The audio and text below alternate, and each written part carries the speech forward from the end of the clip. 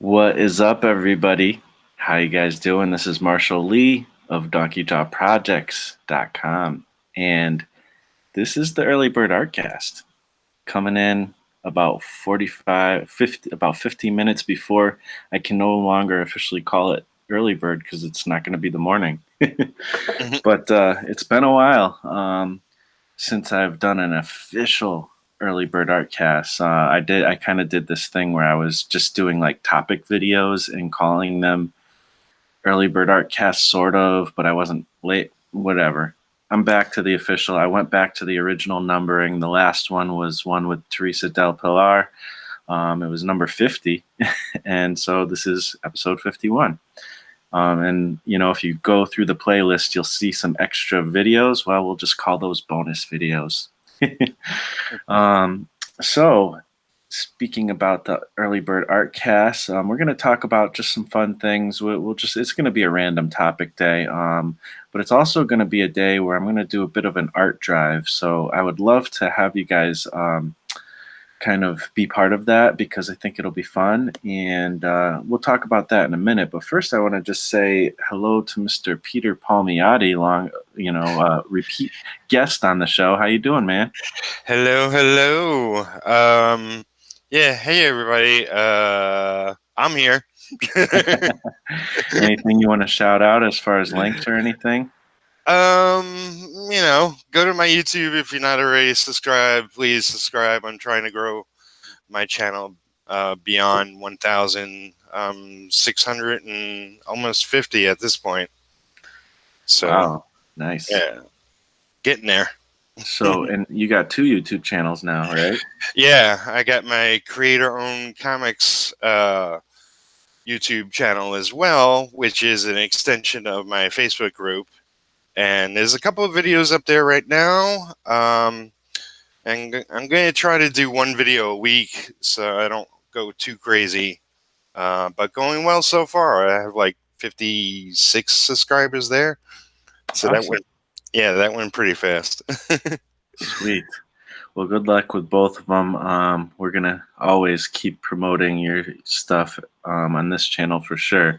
And I heard about some super secret messages, some super secret stuff that things might be popping in the Peter Palmiotti world soon. So Yep. I'm excited for sure. Awesome. So yeah, before we get to anything, I'm gonna do some drawing here. I probably should have got some reference out and set it all up, but first I'm gonna let's do some screen sharing real quick. Let's see, hopefully this will work. All right, it's being kind of slow. All right, your entire screen. So I hope you guys still enjoy this kind of video. It's been a while, I know, but we're gonna make it happen. Okay, I'm sharing the screen here, so I'm gonna go to my sister-in-law's GoFundMe page. Now, the reason why I'm doing this, I mean, this is our very close sister-in-law. It's my wife's twin, Katie, and her family. They moved out to Washington, and they're a Navy family. So my brother-in-law was out to sea, and they had to find a house really quick, somewhere to live. And it was really hard. They couldn't find a place to rent. The first 4 or 5 months they were even there, they were staying at a family member's house, but they really needed their own space. And, they did find a place, but they had to buy it. That was the only option. They couldn't find anything for renting, unfortunately, and it just was really tough to even get there. But they finally found a house and everything, and they settled in, did their thing. They're used to moving around and stuff because they are, a Navy family. So anyways, a few months later, or I don't know, 5, 6 months later, something like that, my nephew, he's 6 years old, he started getting sick, and my sister-in-law, she was getting sick, and one of the cats died, and he was already kind of on his way, unfortunately. But I'm sure this kind of help didn't, help or whatever. but they did some testing and stuff to try to see like is there something in the house or whatever, because they found out through the neighbors and stuff that there has been some pretty shifty activity and stuff in that area at times, and even in that house. And so they did some testing and found out that their house was infested with meth. It probably was a meth lab because it was so ridiculously infested, and they immediately were told to get out of the house. That house is not safe to live in. And so they were living there for months and getting sick because of it. So now, even to this day, they're living in a motel. It's been like 2 months now, or I think even more than 2 months. They've been living in a motel. They had to do an emergency thing to get, my brother-in-law back to them to help them because he was out at sea, and they were basically homeless. They still are. And so, they just are having a rough time. And I mean, these guys, they've helped us so much in the past, and they're just a really great family. And, like if I were to look around my house right now, almost all my furniture is like from them, our TV, our couch, our bed, even, like they just always are giving to us. And we wanted to help them out, so we did what we could to help. But I wanted to try to see if I could, raise some support from my friends and people around me too, to kind of help them out. They have a goal of 30,000, and they're getting close to halfway there. But they really did a lot of that in the first couple days, and then they even got on the news and stuff. And it's kind of this big thing, but they're still not even halfway there to what they need. So I would just ask, if you have, I'm not trying to, go crazy, but if you have any way that you can help, that would just be so appreciated. I mean, this is, our close family, and I just want to help them out the best I can. So what I want to do is, you know, if anybody wants some art, and you want to get some art from me, I will do a digital commission, or I can even do small traditional commissions. They're going to be busts of whatever character you want. I'll probably start with Avengers and see if anybody else wants to whatever you want to suggest. Um, and if there's anything you want, let me know in the chat, or even after the fact, after this video, let me know, and I'll be happy to do a piece for you if you go and support them. And all you have to do is go there and support with whatever amount you want. I'm not even going to necessarily put a price. The art that I do is not going to reflect the price. It's just whatever you want to donate, you're going to get the same kind of thing. So it's going to be a bust of some character or whatever. And I just want to try to help them out. Let me know if you want digital or traditional. And yeah, it'll be fun. So yeah, I'm going to get started on some busts, and we can hang out and chat as well. Yeah, and I'll offer up my services too. I shared out the campaign and let people know about it as well. But if you want like Marshall to pencil something and I can ink it and actually send you the original artwork, by all means, anything to help them. It's a horror story, like to lose your home and just be misplaced, and they got a kid. That's yeah. Yeah, it's really crazy, and I really appreciate that, man. We didn't plan that part of it, so I really thank you, man. That's awesome, and you did share it, and that's really helpful, man. Yeah. So anything we could do to help them, definitely. We got Mutt-Man showed up. What, Mr. Mutt? What's up, man? Hey guys, how you doing? Hey, Good. How are hey. you? I'm doing pretty good. I saw the link and thought I'd just jump in real quick and just say hey. I got kid duty going on right now, so I could be called away at some kind of crazy emergency at any moment. Gotcha. Totally understand. So how's things going, man? Since you're here, I guess, shout out your like what you're trying to promote these days. I know you got something going on, huh? Yeah, we got something going on. It's called Hero Blood of Patriots, and it's on Indiegogo funding right now. We're doing pretty good. We're already about 65% to goal, so we're happy with the progress that we've made thus far.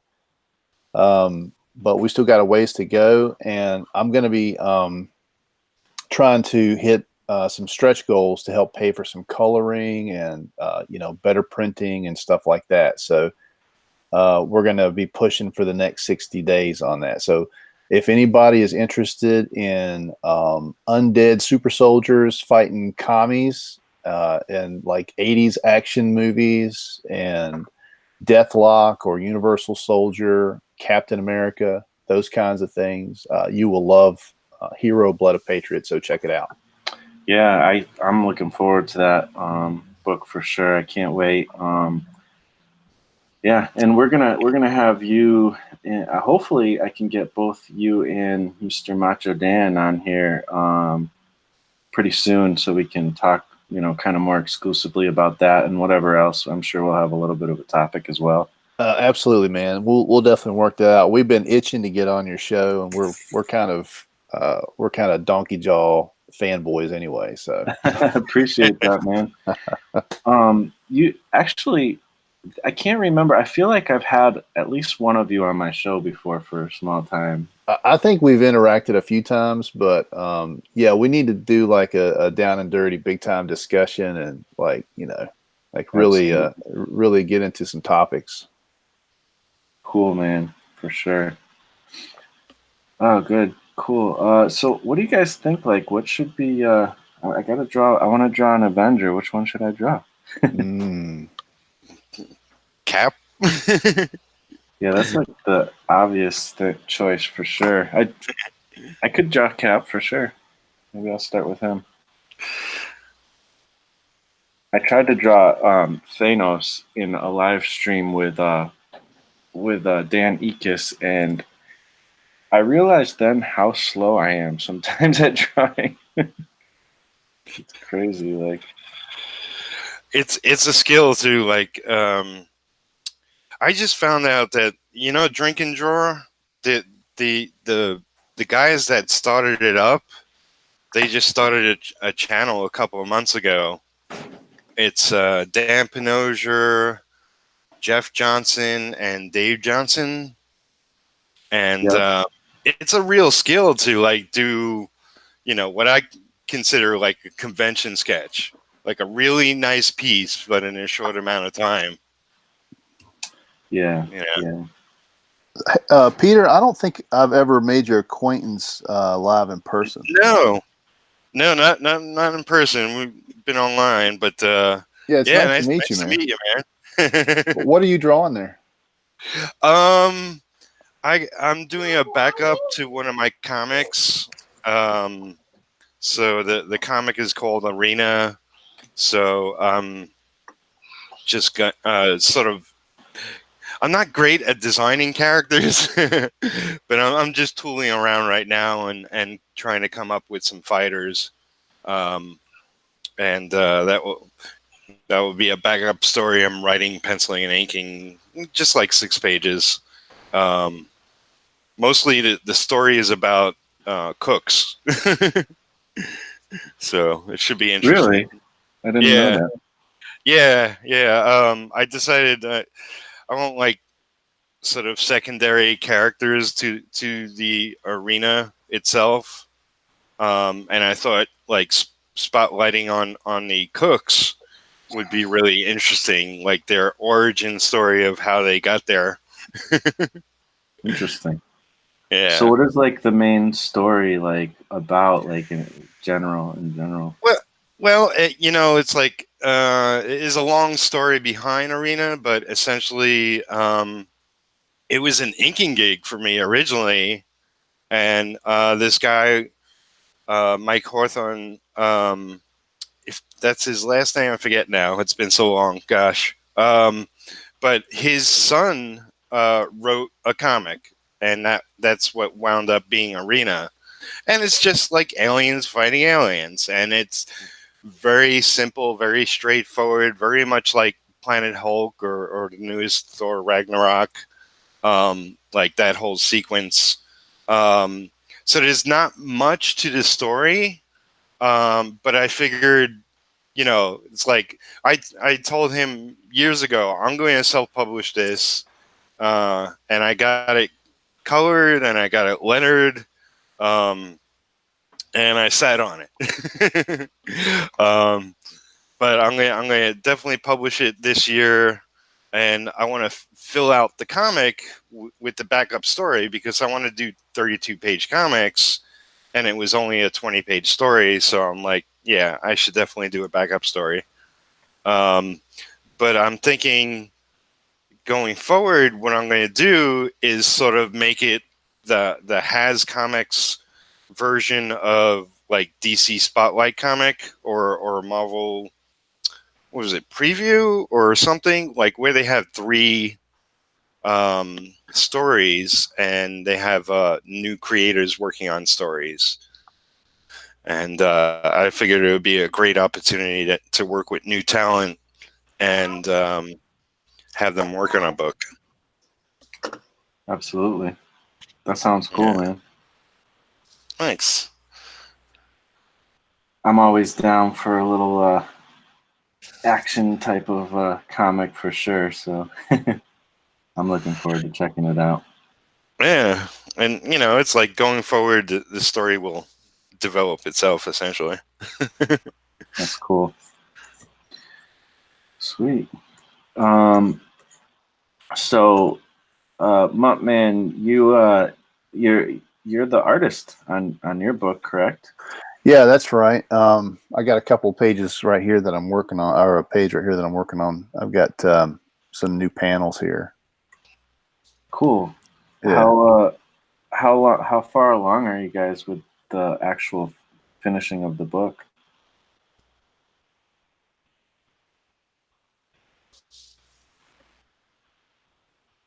You still there, man?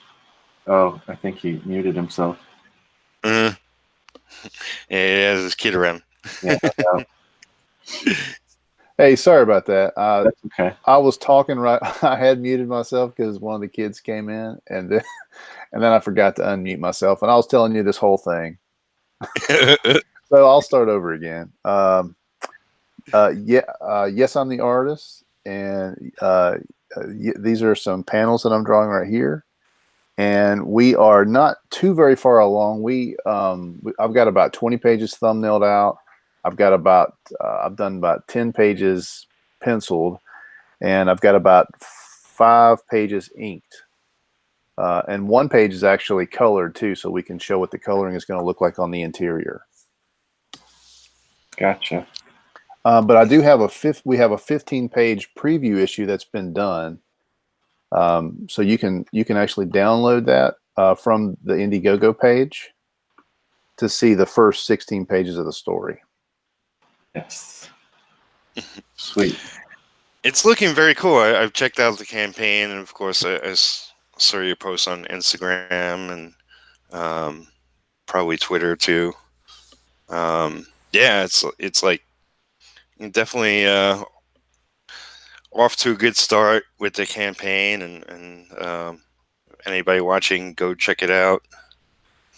Well, I really appreciate that. It's definitely fun. I mean, I guess I didn't realize, like, it's definitely a lot of work, as you guys know. It's long hours. It's a lot of work and all that, but it's really kind of addictive in a way. It is. Yeah. Like, I didn't realize that coming. I've always enjoyed drawing, and when you're drawing for the fun of drawing, there's a certain kind of reward for that. But when you are campaigning and people are digging what you're putting down, it really gets like in your blood somehow. Yeah, it's something weird. Like whenever people a lot of times people will say like I'm done with this. They'll want to kind of leave comics and stuff, and they always end up coming back. Yeah. And It's like, you know, it's like a drug or something. Wasn't it? Was it Jack Kirby that said comics will break your heart? I don't know if it was it Jack Kirby. I don't really know. I have heard that before. I didn't know it was Yeah. him. Yeah, I think so. I think that's one of his quotes. Yeah, it kind of rings true, you know, like because you start creating things, and the rush of creating your own stuff, and people liking it and telling you how much they like it and showing you how much they like it by paying for it. It really like it makes you want to do it all the time. And you know, like I don't know how you guys are, but for me, this is definitely not my full-time gig. I have a career, and I have to manage that career, you know, and I've got kids and a wife, and I got to take care of many things around the house, and Yeah. you know, all of that. But man, I am on this tablet as much as I possibly can be.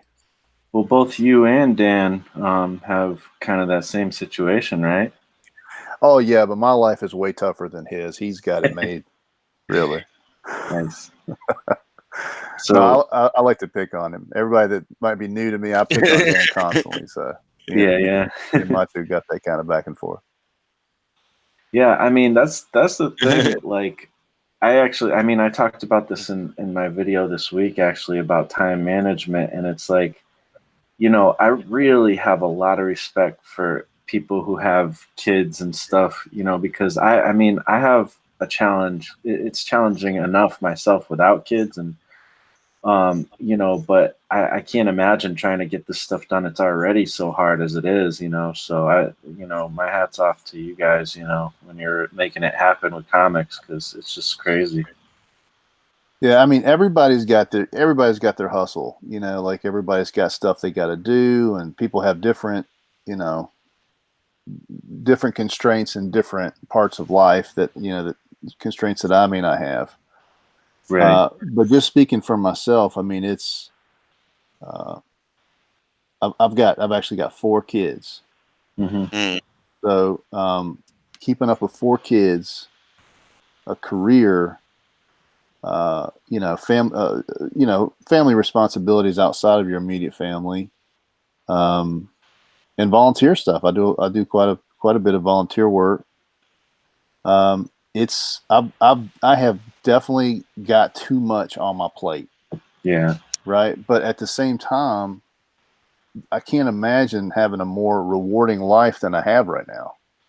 Right. So it's like on one hand, it's a daily grind that's probably not too healthy, but on the other hand, I'm happier than I've ever been. You know, I can't imagine it getting too much better than it is now. Yeah, I mean that's a full life right there for sure. And I mean, I just, you know, that is one thing with comics. It's maybe it'll break your heart, but at the same time, I mean, making comics has gotten me through a lot of things too. When I've had hard times, the fact that I can focus on something that's actually progressing towards something positive, Mm-hmm. you know, and I don't know, it's like there's a therapeutic thing to it, and there's also, you know, that progressing thing to it. So maybe it could break your heart, but it can also really help you too. Yeah, you know, when I was younger, and I struggled in school, and you know, struggled socially with a lot of different things. Um, but the fact that I could draw was how I wanted to sort of always heal those kinds of hurts, you know. And a Yeah. lot of comic book artists have similar stories where they talk about how they kind of just identified everything around them was identified by the fact that they could draw Spider-Man for their friends, you know. Hmm. And that was kind of, especially as a younger man, I really, or as a young kid, I really kind of I put a lot of sort of my social well-being in the fact that I could draw, you know, and it carried me a long way. It got me into art school, and you know, into a design field, and um, you know, I owe a lot to uh, drawing comics and fan art, stuff like that. Yeah, that's pretty cool though. You went to art school. Not a lot of us can say that. That's pretty cool. How'd that go? What was that experience like? It was a great experience for me. I went to actually went to one of the top art schools around that you can go to for graphic design. Hmm.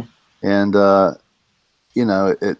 I mean, I actually landed my first design job before I even graduated. Nice. So just off the strength of the portfolio that I built in school, because their program was kind of tough, I was able to go and get my first job, and then kind of work my way through the rest of my college, already having started a career. Is that what you do now? Design? I've moved into creative direction now, so I'm a lot less hands-on and a lot more just making sure project management, stuff like that. Yeah. But Cool. it's enjoyable. It's enjoyable. Nice. The comics, man, has always, like, I've just never gotten over it. Like, there was never a point where I was not thinking about making comics somehow. Yeah. What's some of your early, I guess anything, but like your early influences and stuff with that?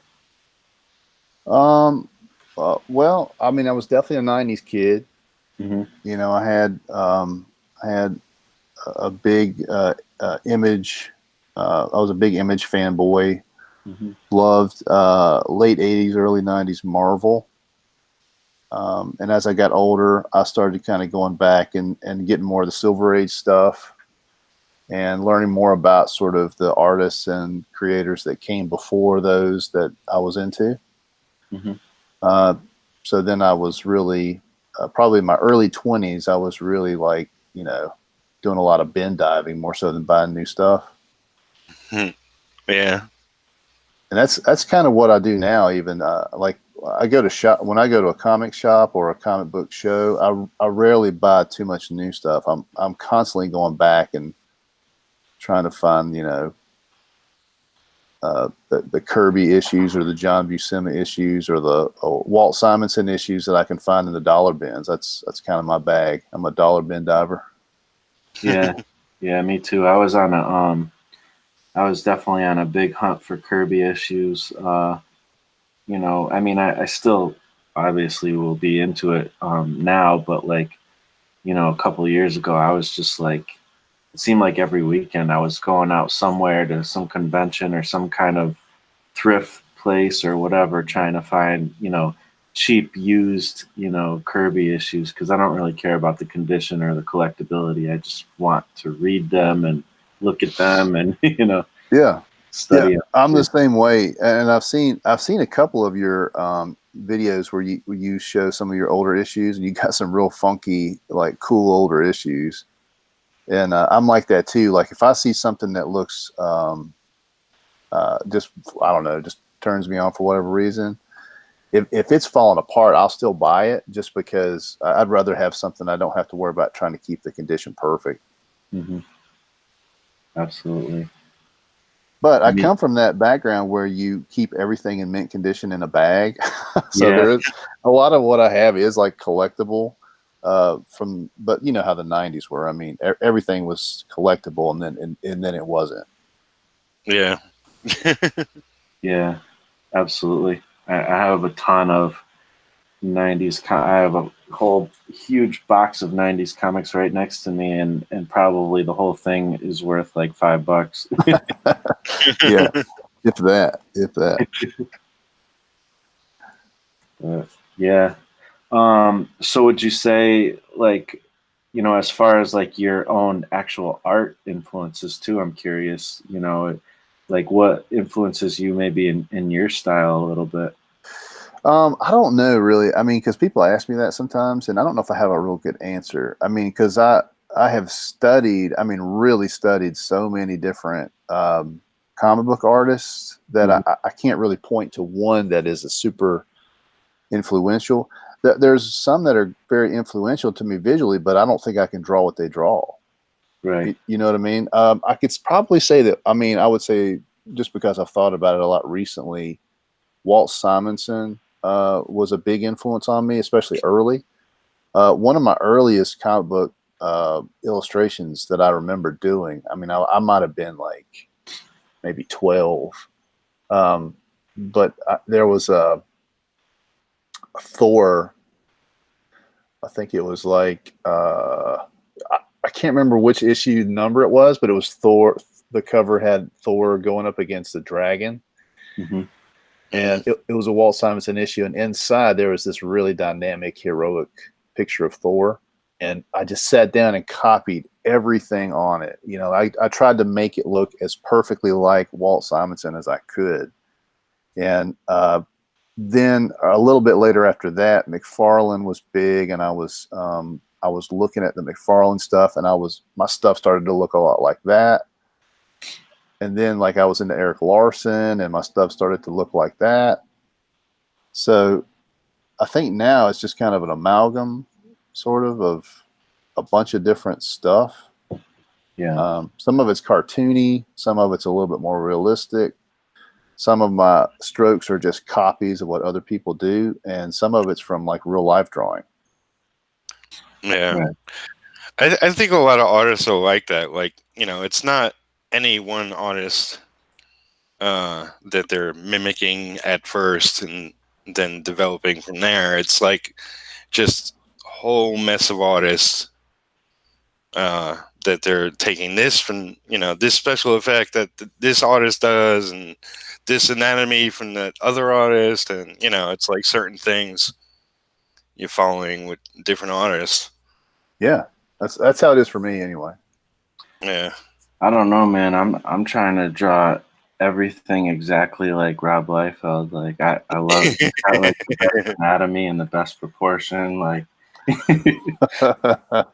I don't know if you know this, but I'm not the biggest Rob Liefeld fan, and me and Macho are going to have an epic Rob Liefeld debate on May 14th. So, like, tune into that. Like, it's a set day. It sounds like dude, like it's on, man. An arena, like a fight or something. Totally, it's on. It's going to be celebrity death match, me versus Macho, Nice. and it's going to be, because I've been listening to him gush. He loves to just gush about Rob Liefeld all the time. And how much he loves everything he's ever touched or thought of. And and it just drives me crazy. So, so I finally was like, look, I've had enough of this. And he's like, man, you just need to admit that Rob Liefeld is one of the greats. And I'm like, what do you mean one of the greats? And he's like, he's top 10 all time. And I'm like, top 10? And he's like, yeah. And I'm like, no, he's not top 10, not even close. And so this debate broke out between us. And the debate is, does Rob Liefeld belong in the top 10 comic book creators of all time? Dan's got his reasons. I've got my arguments. We're going to go at it. Nice. So when you started writing, or when he started writing this story and he started seeing your art, he was probably like disappointed, like, oh man, you should look a little bit more like Rob Liefeld. That, you know, that those breasts are just, I mean, they're just not big enough. Like Exactly. Oh yeah, if Macho could art direct me, he would definitely be having me. You know, that's why we have a good partnership, because I'll just tell him to shut up. You know. Nice. Yeah. So there's fun. so many great comic artists, and you know, like so many that deserve like the top spot, but it's like, you know, I consider myself like this. There's a group, maybe 10 artists I could say, okay, they majorly influenced me, but it's like every freaking comic artist ever has influenced me. You know? Yeah. Oh yeah. And Macho thinks that like he's going to say that Liefeld belongs in the top 10 because of his contributions and the amount of sales that he's had, you know, the amount of people that he's influenced. But I got lots to say about that, so it'll be good. It'll be good. I'd be interested. I wish I could chime in, because I feel like I have some points, probably really to kind of support both sides, because I definitely, you know, Rob Liefeld was actually a huge influence on me, because my first comic that I like bought with my own money, like when I had the choice, was like X-Force #1, Oh and yeah. that was just like so exciting to me. And there's just so much to what Rob was doing at that point that was just super inspiring. I mean, this is a very unrefined, like I haven't seen much else besides like old comics that I thought at that time had crappy art. Now I love old comics, but so it was a different Marshall back then. Oh, the extreme, like when you're talking about extreme '90s, Hmm. uh, if that's when you started, like me, if that's when you started collecting comics, if you're looking at like Will Sportacio, for Hmm. instance, or Jay Lee, or some of those artists, the dynamism, I think that's the right word, dynamism of their style was just so far out there, so Yeah. advanced, and it made things like Jack Kirby look boring and silly, Yeah. which is just a misnomer when you're that, because you don't have enough of an understanding of the art form to realize why those greats are still great today. Yeah. But and then as you get older and you start seeing more about it and how to do it, and the fact that those artists that you loved in the '90s were influenced by artists that came before them, then you start to understand like why the great artists are great. But yeah, I was the same way. Like I was buying, you know, Youngblood Strike File and thinking that it was the greatest thing in the world. Yeah. you know, No doubt. but all of us grow out of that except for Macho. Well, I still like all that old stuff, but I can definitely see why the criticisms are there. I mean, I just bought um, Major X, the first. Oh, actually, I just bought the second one too, Oh but yeah, the first one, and oh yeah. my gosh, it's almost like Rob's gotten worse over the years. Like it's pretty bad. I I'm going mean, to there's quote you parts on that I that during like, our but debate. yeah. Okay. What's that? Oh, I'm sorry, I didn't mean to interrupt. I said I'm going to quote you on that when we have our debate. Has he? Do you know if he's gotten that book at all, or Macho? yeah? No, he's going to come to this debate just hoping that his personality and flair is going to bring him through, and it's not. That's funny. Yeah, he's gonna have to do some research, and that's where he's going to falter, because I'm going to mop the floor with him. Yeah. Well, it's tough to beat an artist at art knowledge, probably. So it's going to be interesting. It's an uphill battle, definitely for him, but he feels confident for whatever reason. I don't know why. That's funny. It's a real David and Goliath situation.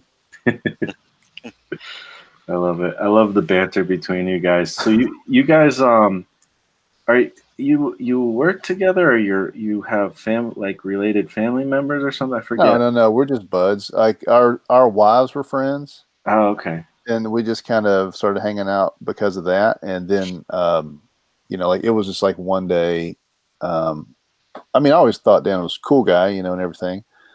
But one day I said something about liking comics, and he was like, "Dude, you're into comic books?" And I'm like, "Yeah." And he was like, "I've got a collection."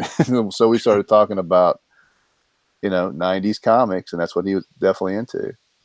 And we just became really good buds. We started going to all the conventions together, and we even took our kids to some big conventions together, and we go to see the movies on opening night and all that. So Nice.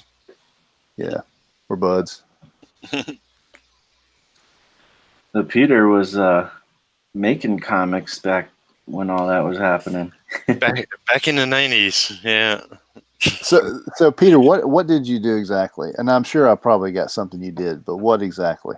I've been mostly an anchor my whole career.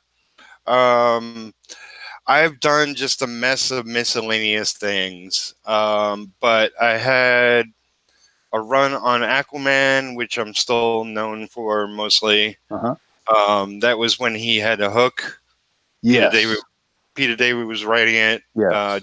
Jim Calfury was the penciler. Mm-hmm. Um, So yeah, most people know me from that. But I worked for about 4 years at Marvel and did a lot of miscellaneous X-Men titles.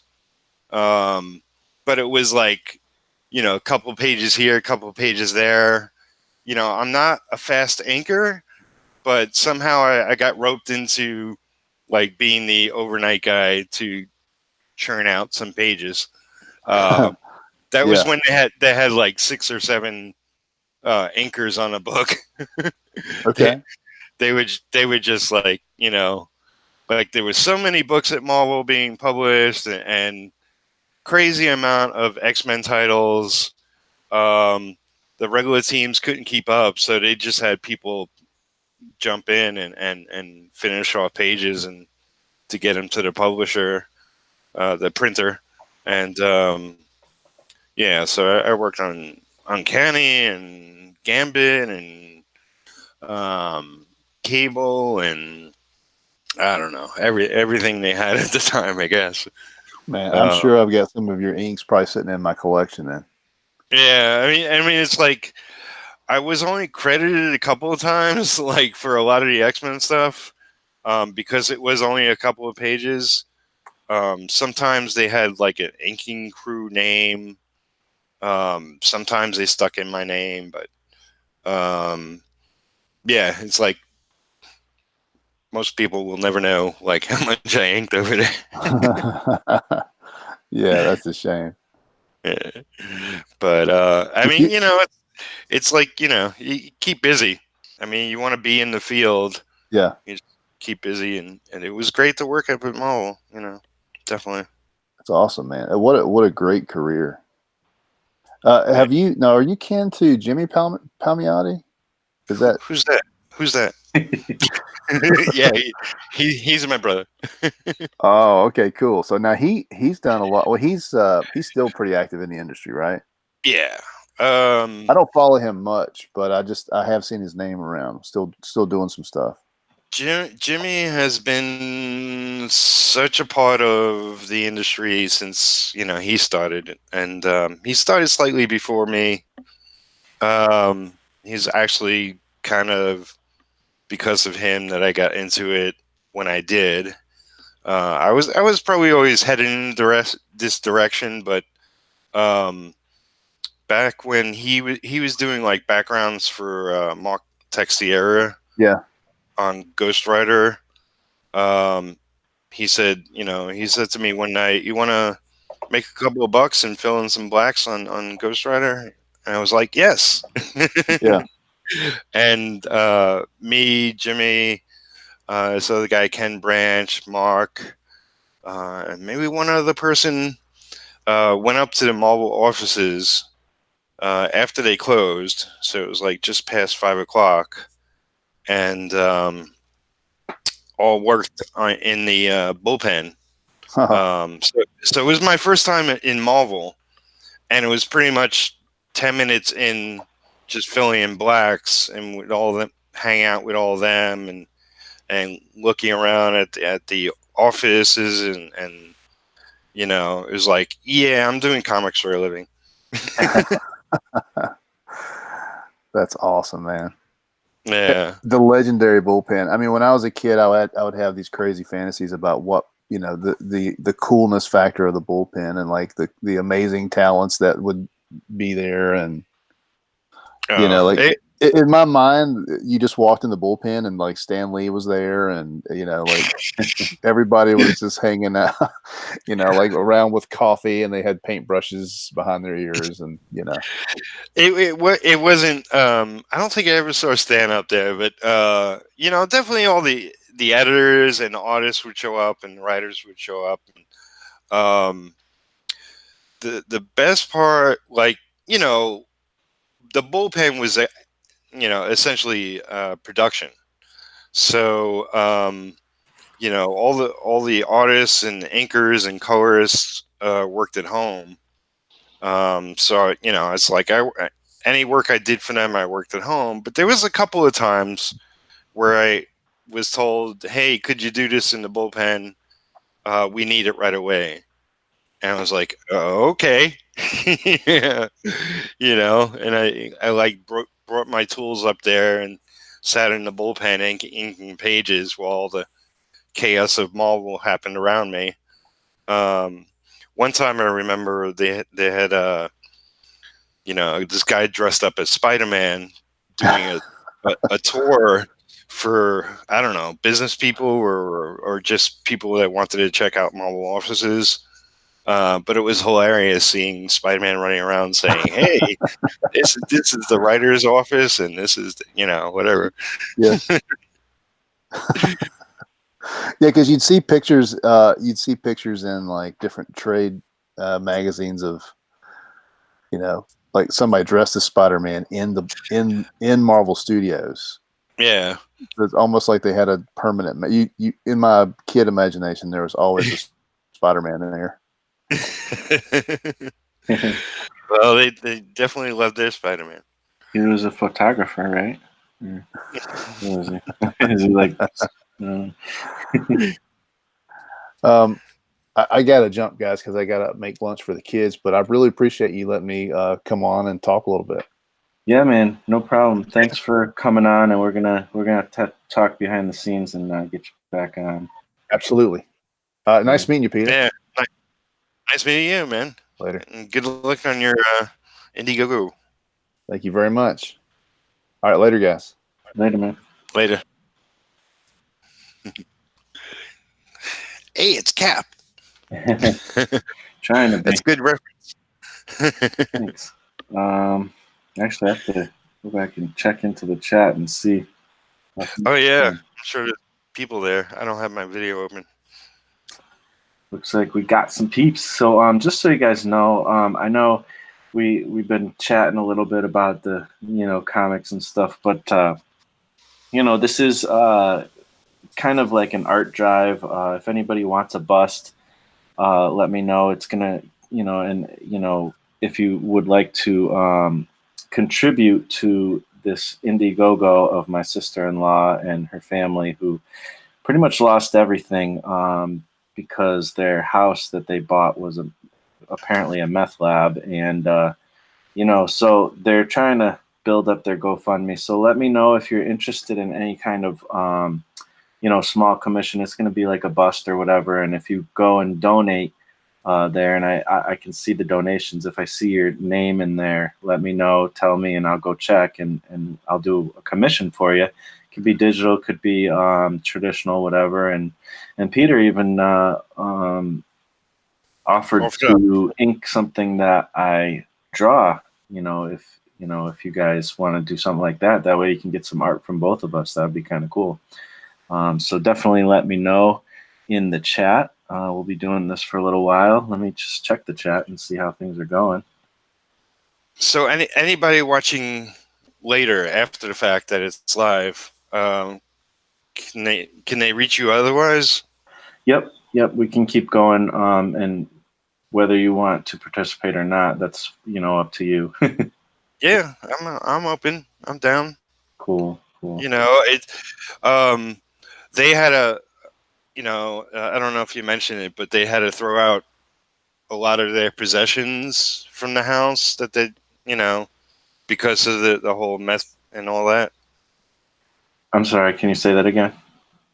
They had to throw out a lot of their possessions. Oh yeah, they threw out a lot of their furniture. I don't know exactly what, but I most of like their furniture is gone. Like they're gonna have to refurnish and stuff. They have to put like the special paint or whatever in certain areas, like in the, I think in the ventilation ducts and stuff, to try to decontaminate the place before they move back in, if they even move back in. I mean, they have to find somewhere to live. They're living in a motel right now, so it's either they're going to move back there or they're going to find a new place. But either way, they still have to decontaminate, because the Navy and the government there is not really helping them. In fact, the government was trying to fine them for having it, $500 a day, which is crazy. But luckily they were able to get on the news, and the news kind of pulled some weight there, and they're like, oh, okay, yeah, you don't have to pay. So, that's lucky. But, yeah, they need to refurnish and all that stuff.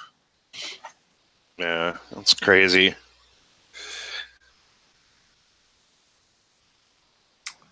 So they were saying Thanos is in the chat. Walk, run away. Some people were saying. Oh yeah, somebody. That's funny. There is somebody. There's somebody named Thanos who was in the chat, and they said, "Hello, human people." Oh man, he is inevitable. Let's see, Mike Sykes, what are you doing? How you doing, man? Ronnie Gunter, thanks for hanging out. Avengers Assemble, yes. Yes. Welcome everybody. Over. Thanks for popping in, Ronnie. And Mario's here too. Hello. Hey. All our peeps, thanks for popping in. And again, let me know if you want to commission us to do anything, and we'll be happy to do something and make some cool arts for you. Yeah. Let's see. Now I'm trying to do Captain America. I'm going super slow here. I gotta learn how to speed up the pace. I guess spending time on the face makes sense, though, right? Yeah. A little bit of extra time, You could almost draw half the face and then just flip, mirror it. Yeah, that's true. Digital tricks of artists I've seen. The magical digital. Yeah. I don't know. I try to. I don't know. I kind of try to keep things so that it would be the same way. I do the same thing. I could do the same thing traditionally or whatever, but yeah, at times there's definitely a lot of times where I'm resizing stuff because it's just it's just so much easier. Yeah. And then I go to traditional now. I'm going a trip back to traditional, and then I'm like, crap, I can't resize it. I have to draw it right from the get-go. Yeah. They invented this thing called the eraser. Yeah, no, I definitely rock with that. So funny. It's I've been watching Gaz, which I guess is his legal name now. What? Yeah, I think he legally had his name changed. Oh man, I must have missed some kind of episode or something. I didn't hear that. Well, it was a picture on Facebook. So I don't know if he talked about it in a video. I would think he would. Yeah. It's a life event. Well, you would think. I mean, honestly, I think there's some other big life events in his life that he hasn't talked about on his videos either. But I don't want to spill the beans if he hasn't said anything. Yeah, you know what? Yeah, I don't know what he said. So we'll keep him on. Maybe he just didn't think to say it because it's he thinks of it. That's his personal life, and which I totally get. Well, I mean, he's on YouTube. He's on Twitter. Occasionally, I think he does Facebook videos. Mm-hmm. I haven't been keeping up a lot because, I think you have a hinkling. It's I'm just super busy lately and have a lot going on. Yeah. I'm trying to get to a place where I can launch my retro Kickstarter. Yeah. It's everything depends on everything else. I'm going to be doing a lot more writing, and we're working with a bunch of people, including yourself. So yes, sir. Yeah, that's gonna be fun. Looking forward to all that for sure. Yeah. I was checking that. It looked I felt like I heard somebody else here, but I'm not seeing anybody. No.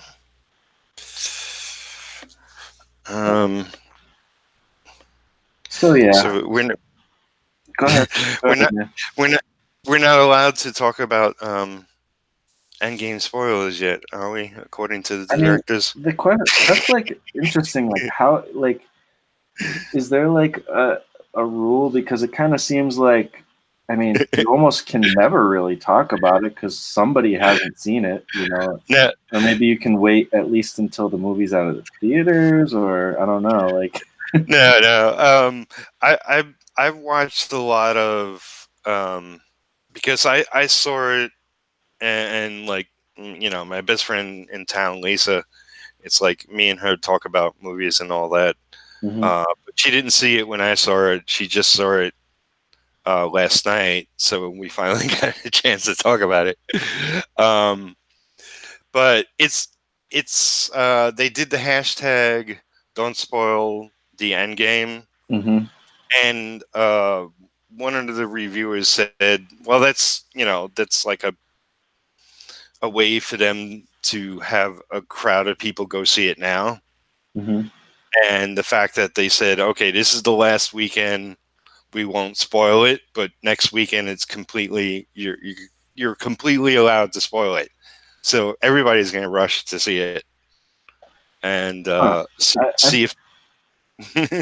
I don't know. I mean, I just feel, I'm not like a huge freak out person when it comes to spoilers, but I guess with this one, I didn't want it to be spoiled because I ran out and saw it as soon as possible. So, but, a lot of times I'm not so much, but I don't know. It's tough. I mean, the thing is, too, is like, I don't know. It's only the second weekend. I Yeah, mean, but I mean, I think you gotta wait a few weeks at least a month or something. yeah, I mean, most movies are make the most money in the first week or two. Most Yeah, movies disappear after the second week. you yeah, know, it's true. um, this one will probably be around for a while. I think But it's a different world. It's not what it used to be. It's like, I remember when what was it? Back to the Future was in the theater for 2 freaking months, and that was a huge thing. Like, it's unheard of. yeah. Uh, so I'm not sure because it will be available digitally down the line. I'm not sure how long they're going to wait or whatever. Um, people can watch it in their homes. Yeah.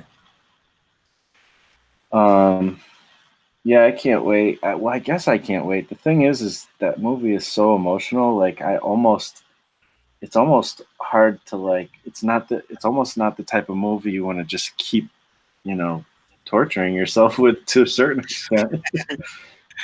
Well, yeah, I mean, all the traumatic effect, scenes and Yeah, whatnot. So it's not going to be as powerful like probably. Yeah. third or fourth time you watch it. Although Uh, I was watching, we didn't get finish it yet, but actually we just barely started. But we started watching Iron Man 1 the other night, and it's definitely interesting watching it with a new lens. mm, I don't want to say any more than that, but yeah, yeah, um, yeah. I mean, that's the movie that really started it all. Prior to that, um, they did have Blade, and I love the Blade series. The third one, not so much, but Blade was like the first good movie I remember that Marvel put out before Iron Man. yeah. Uh, and yeah, I was worried for a long time. It's like I don't know if we're ever going to get a decent Marvel movie. Well, I mean, I think it just really was the special effects just needed to catch up and get to the point where it just didn't look totally ridiculous on screen. These things. Yeah, I mean, they did have like the Punisher movies, and those were fun. Those were what they were. Um, but Uh, yeah. um, yeah, yeah. I don't know. I'm trying to think of what I could talk about about it without spoilers, but It's okay. We don't have to know. it was a good movie. Yeah, Yeah, it was, A plus. I give it A plus. Yeah.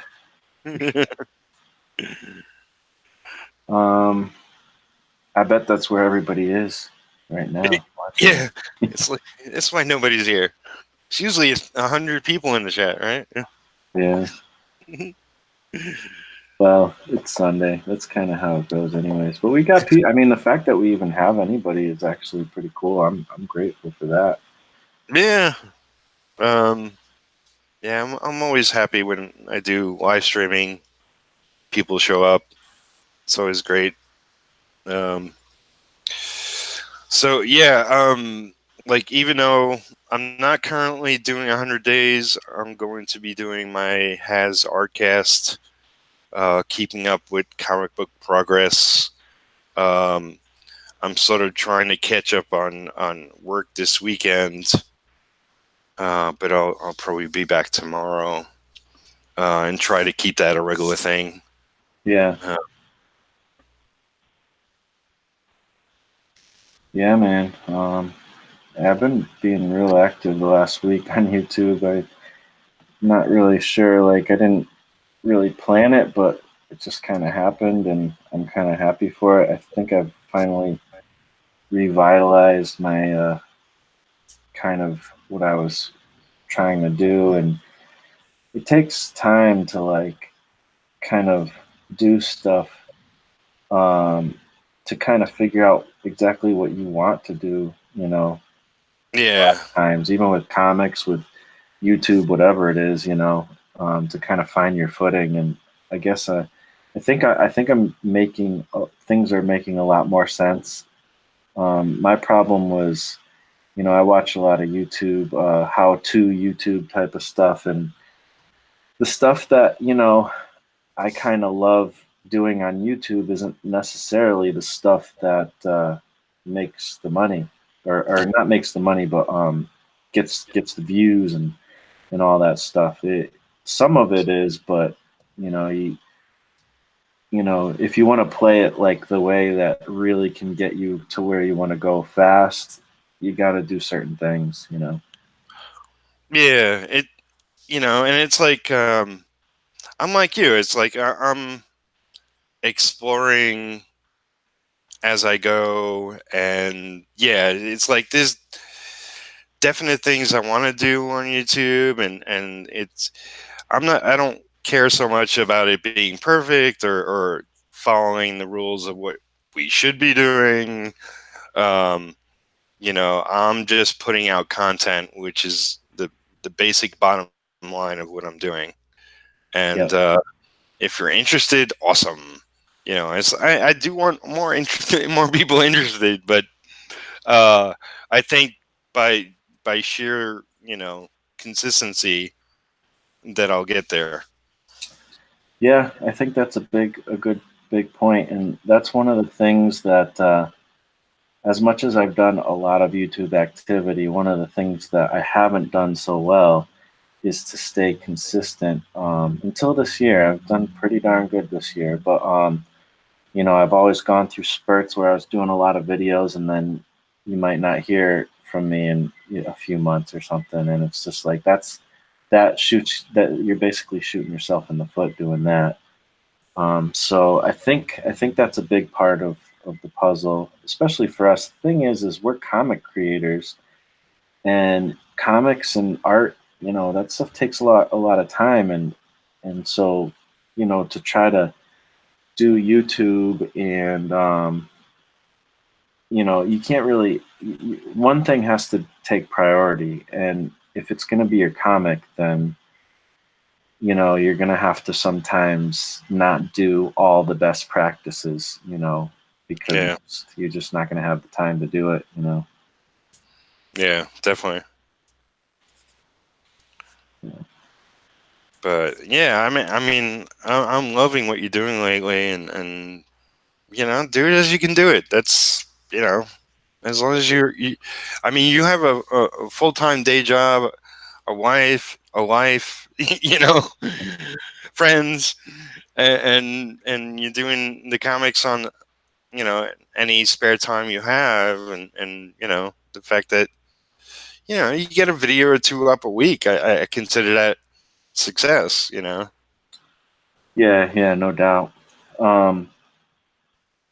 Yeah, and I think starting to do these vlogs and stuff has actually unlocked some things for me as far as like it's starting to make more sense because I I don't know, like I've always kind of avoided vlogs, but that's actually something that the YouTube gurus don't say so much, but Gary Vee has actually been saying a lot of this kind of stuff is, journal what you're doing, and get as much of that out as possible. Like show people the story of, you going through it and trying to make it work and even the struggle and whatever it is, show all that stuff.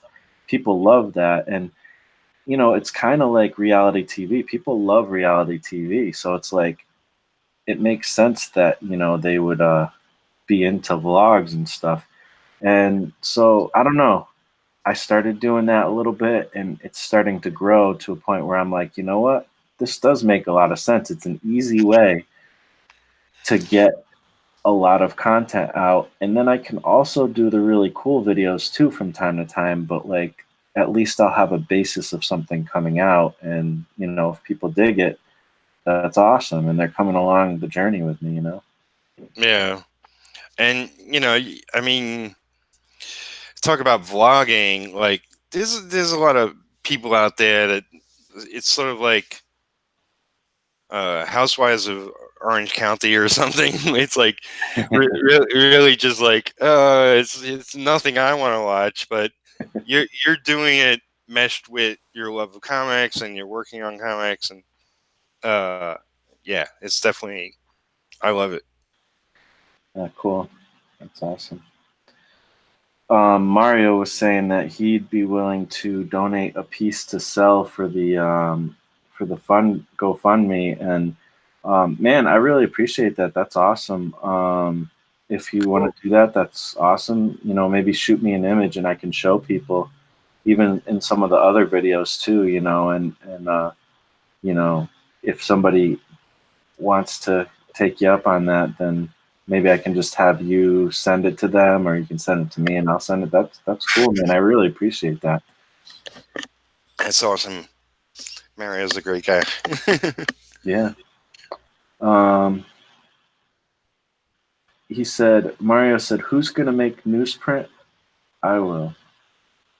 Are you gonna make a newsprint comic when you get your comic done? Is that what you're saying? It's pretty cool, man. I definitely Oh, want to do that. oh, speaking of newsprint, I've been watching a lot of Peter Simeti videos lately, Hmm. and I know we talked about doing a story. I think we should definitely pitch it to Peter. Oh and yeah, and alternate comics. It's like I think yeah, I would definitely be happy to be published by them. yeah. I'm moving more and more towards more kind of substantial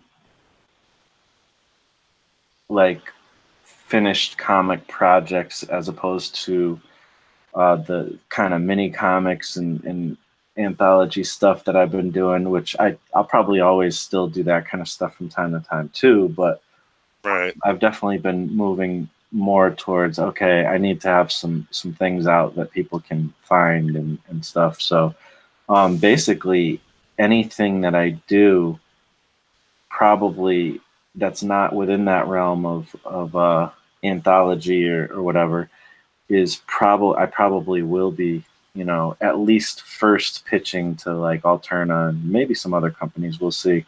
Yeah. And then, if they don't take it, no problem. I can produce it myself. But, yeah, I see I think that's a great idea. Because it's funny. It's like when I catch him live and just say hello and talk to the other people chatting or whatever. He always, he's always very friendly and mentions me by name, and he's like, "How you doing?" I know. That's awesome. He same here, you know, and he remembers me from when we met and stuff. He always mentions the convention that I've been at and stuff, so that's like really cool. Peter's just a freaking awesome guy. I mean, Yeah. I don't know Thanks. why. I don't understand how people could, you know, be pissed at him. It doesn't make any sense. Yeah. Hopefully that's the thing at the best. Yeah. But you know, it's like I know, like I'm just getting an inkling of what running a posting company is like. You know, I know through experience other publishers I've met throughout the years and talked with tons of people in the industry, and just from what I've seen with my own eyes and what was reported, uh, it's not an easy thing, and but he's got his head on his shoulders, and the right attitude about comics, and uh, yeah, I mean, there's a reason he's still around and he's doing well, and you know. Yeah, absolutely. Dude is freaking awesome. And I'm learning a lot from how he's doing what he's doing, you know, and yeah, I don't know. He's just a good positive role out there, good positive dude.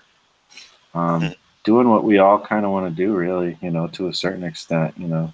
I mean, Yeah, not all of us necessarily want to be publishers, but we are doing self-publishing, a lot of us. So yeah. I mean, you know, my big picture is I want to be a small publisher, but I consider what I'm doing self-publishing. So it's yeah, however you look at it, I guess. yeah. I do think that you know, if you want to do stuff on the level that he's doing, you kind of are going to end up letting go of most of the creative stuff. You know, it's hard to really do that right without focusing all of your time and attention to it for the most part. I mean, he does some stuff. Like I know he colors some of the books, but he's doing it more out of necessity to get the job done, I think, than you know a desire Yeah, to be creative. You know. yeah. I mean, you know, he is occasionally does a cover. Um, well, you know, I mean, I'm starting slow. You know, I'm not jumping into monthly books. Um, you know, so when I reach a breaking point, we'll see. Yeah, I mean, and there's nothing wrong with if you do decide to just be more of a publisher, or if you Yeah, realize, hey, I think I miss, like I really just want to do the creative part. Like you'll figure it out, and there's nothing wrong with either path. You know, it just depends on what you want. yeah. I mean, you know, I do know, like, um, I'm sort of making myself the only creator on retro going forward. Well, you know, it's like I'll have a colorist, I'll have a letterer, but I'll be writing it and doing the art. Um, so if anything drops off, it will be like other books, but I'll probably stick with the writing part. Yeah, uh, if and there's and anyone you just can hold on to, it'd probably be that one. yeah, and just oversee the company kind of thing. I mean, to be honest, I'm kind of doing the same thing with Donkey Jaw Projects, but I kind of see Jaw Projects as like it's like my imprint. It's what I'm using, but at the same time, it's almost like a fake company because it's like it's real. It's very real for me, but it's almost more than a company. It's a way I organize this stuff. Like it's just something like a brand. Maybe is a better thing for it. And I don't know. Maybe it'll become something that's more of like a publishing thing. But I feel like if I ever get to that point, then I will hopefully have. I'd be looking towards having a business partner to help me with all that stuff because I'm never going to be able to be the type of person who stops being creative. Like in fact, you know, when Todd McFarlane stopped drawing, um, you Spawn. know, Spawn, I stopped reading Spawn. You know, Yeah. I hated Greg Capullo back then. I mean, I don't hate anybody, but like, I was just like, this guy is nothing. He's not close to as good as McFarlane. I thought he kind of sucked back then, but that was me and my childish eyes. Now I look back even at that stuff, and I'm like, man, I suck.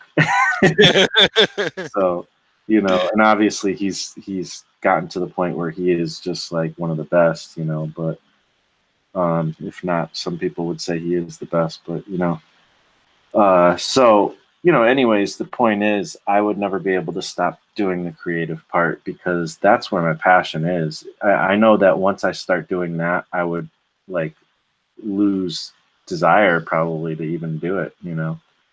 all. So, Well, it's like we live in really interesting times, and back whatever it was in the 90s, I guess I came up with Human Studio. I even forget. Um, to me, it was doing what all the other artists friends were doing, which is everybody came up with their own studio name. yeah. Didn't really necessarily mean it. They did anything with it. If anything, it's like, it's just another name to go by. It's something you can build off on. Um, and a lot more people are doing sort of a studio name, even like so much as making it into an LLC. And all they're doing is like, they're selling their occasional comic they make, or maybe doing heavy prints for it through it. Hmm. Uh, it's just another way of business. It's like it makes you sound like more than just your name, I guess. um, there was a funny line. I forget. Like, I think it was a Robin Williams quote. Something about Hollywood. Everybody in Hollywood has their own company name. Damn it, I'll have to look it up. But like so everybody looks bigger than just the individual. Right. But it's like your career. It's like what you make of it, what you make it into. Yeah, no doubt. But it's funny you talk about partnership. I did a post on Facebook a while back. It's like where I said, like, I'm not really interested in being the face of my own company. Um, it's like I wanna be in charge of the creative side of it, because I definitely want to like mold the talent Yeah. and mold the books, direct the books. Um, but it's like I am totally open to partnership, and I would totally be down to have you as a partner. Um, but let's see where things go. Yeah. Yeah, we'll definitely have to chat and stuff. Yeah, I mean that's I mean it's like when I see what you're doing and I think about what I'm doing, it's very similar things. I think we have a very similar vision, and so that's why I've contacted you before and stuff. And I'm like, man, I really love Yeah, that stuff, and I can't wait to see, you know, the stuff you put out, and because I think we have a very similar way that we want to do things. So it's really cool.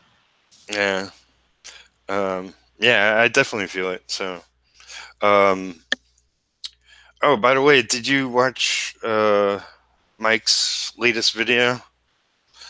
Mike, Mike Mike Emmerich? Thomas, Yeah. Um, he put out a public video. no, it's within the D100 Sandology group.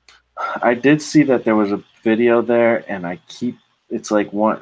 I have a lot of things like that right now that I just keep meaning to watch, and then I keep forgetting about, and that's one of them. But it shows he laid out all 28 stories to the anthology project, Oh and wow! went through like this is why this story is here, and why the next story is there, and so on. He went through every story and talked about it a little bit. It's really cool. That dude, like, he He's just insane. goes 110% when he Yeah. does anything. And I mean, he is just so inspiring. I don't know, man. Mike rocks. Yeah. Yeah. I mean, not only a talented artist, but yeah, the fact that he's pulling together this anthology. I mean, he's been working the group. I handed over the rails to him because I knew he would be to run it and run it right. It was like I don't freaking have time for this. It's like I'm part of so many groups. I got my own group. I want to do something more with. So yeah, Absolutely. I handed it over to Mike a while back now, and Yeah, he's just done magic with it. for sure. Oh, man. Yeah, I mean, I feel like I'm a broken record, but freaking the 100s is like such an amazing situation, such an amazing group. Let's see what the chat's saying here. Mario, I can send it to Pete. I have his messenger. Give me 5 minutes. I'm painting my kitchen. Yes, I will print my comic in the newsprint of the old days. Awesome, man. I can't wait to check it out when it's done. Comic book black belt. What you doing? How you doing, man? I don't know why I keep saying "What are you doing?" Like, what are you doing? How you doing, man? That's Russ there. You guys gotta check out Comic Book Black Belt's YouTube channel. He is freaking awesome. He's been doing Yep. great videos. He's got a lot of experience. He's been showing a lot of art of. He did like how to draw comics the Marvel way. He's been something like that, like a how to draw comics, Marvel comics or something. There's a book, a tutorial book in the UK that he's done a lot of artwork for, if not maybe all the artwork, I'm not sure, but he shows that and talks about different topics about comics and stuff. And dude is just an awesome guy, Mr. Russ over at Comic Book Black Belt. Check him out. Yeah, he's a good artist too. I mean, Yeah, for sure. Fantastic. Gibran Redinger, is that how you say your name? I'm sorry. How's it going, man? Thanks for popping in. Yanimal's here. Mike does make an awesome editor. Absolutely. And speaking about great YouTube channels, man, like to me, Yanimal is one of the most underrated YouTubers out there. Like I love his seriously, work. Yeah. I freaking love his videos so much. It's like, I mean, he travels around the freaking world, like, and he does comics, like, and art, and it's like if you want to like chill out and not, kind of just enjoy some time, like pop up one of his videos, grab a drink, and just watch, and you'll be able to just relax and see some awesome art and get inspired. Dude, his stuff is awesome. Yeah. I forget if Jan's been on my hangout group kind of thing, Synergy. But I gotta get him on one episode, even if it's just us. Absolutely. I love his art and where it's going and how it's developing, and yeah, definitely his videos are awesome. And I was just looking at him. It's like, man, it's like, I wish I had more time. I got a footload of videos to watch, and he's definitely on my list. Check out his latest videos. Yeah, I'll be honest. Most of the people that I watch when it comes to like other artists and 100 Days of Making Comics, people who maybe are doing the hundreds or just have, and I watch their stuff after the fact, after they've done the hundreds too. A lot of that type of content I kind of binge watch. Like, so I'll be sitting there watching Jan's videos for like, a few days or whatever and kind of catch up. But I don't necessarily watch them when they come out. I would love to, but it kind of depends on when your video comes out. Like a lot of times, Comic Book Black Belt, Russ, his videos come out when I'm watching YouTube, so I see it and I watch it. but Jan always posts his videos when I'm not watching YouTube, so I don't always catch it right away. But when I do, I'm always happy to, you know. Yeah. And then I go back and, you know, catch up and stuff. So Yeah, it's like I wish I got paid to watch videos, because that'd be then cool. I can make a job out of it. I know. I totally could. I watch so There's, many. there's not enough time in the day, and half the time it's like when I'm working on comics, it's like, okay, I gotta focus. I just gotta turn on noise. I Yeah. can't listen to something, or you know. Um, but yeah, it's definitely like, you know, if I catch a couple of your videos, be happy. You should be grateful that I'm watching your video. No. No, you know, it's like, you know, even if I love your art and comics, it's like if I buy a copy, be happy. Yeah, that's funny. Yeah, no, it's tough to keep up with everybody, you know, whether Yeah. it's reading and buying their comics or, you know, even just watching their videos and stuff. It's just there's so many people. I mean, I feel so grateful that like I've been able to connect with people like you and so many other comic creators, people who are like into what like the same exact, I mean not exact, but like to a certain an amazing degree, like almost the same exact type of stuff I'm into, Yeah. like other comic creators. I mean, for you maybe it's a little bit different because your family, especially, you know, Jimmy, and also, you know, you grew up in New York City, so you know there's just a lot more people. But like, I don't know about you, but for me, it was few and far between finding anybody who was into comics even a little bit. And if you actually made comics, that's even a huge other thing. And, you know, if you were somebody who made comics and actually did make comics and didn't just talk about it, that's a whole nother thing. Like finding somebody like that in real life is like, it's almost like finding gold, you know. But I know so many people who do that now because of, you know, YouTube, the internet, all that stuff. Yeah. Yeah, I mean, you know, growing up, it was like me and my brother talk, picked up comics and talked about comics, and I went to, you know, when a comic store did open up, I went to the comic store a lot, and even worked there now off and on, and talked with the owner. But you know, he sold comics, but he was a little like, most of them are crap, you know. Um, but you know, I did have a lot of close friends, but not all of them knew about comics. It was only like once I started this as a career that I sort of formed like different gangs of comic The people. comic gang. Yeah. Yeah, I mean, some of us went to the comic store all the time. Some of us like got together at the local Hooters and talked about comics. It was just the weirdest thing. But Works. yeah, chicken wings. That's what we weren't there for. Yeah. Wow.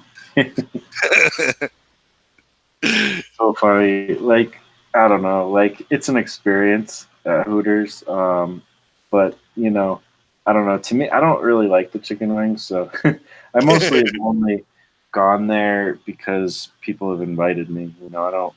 I think my wife and I went one time by ourselves, but it was like stupid. Like, I don't know. Yeah, well, I mean, you know, the reason we went there was because the book I was working on, um, which my friend was the writer, he suggested that as a location because it was right near DC. Not that he worked at DC, but I don't know, for some Yeah. reason it just worked location wise. Yeah.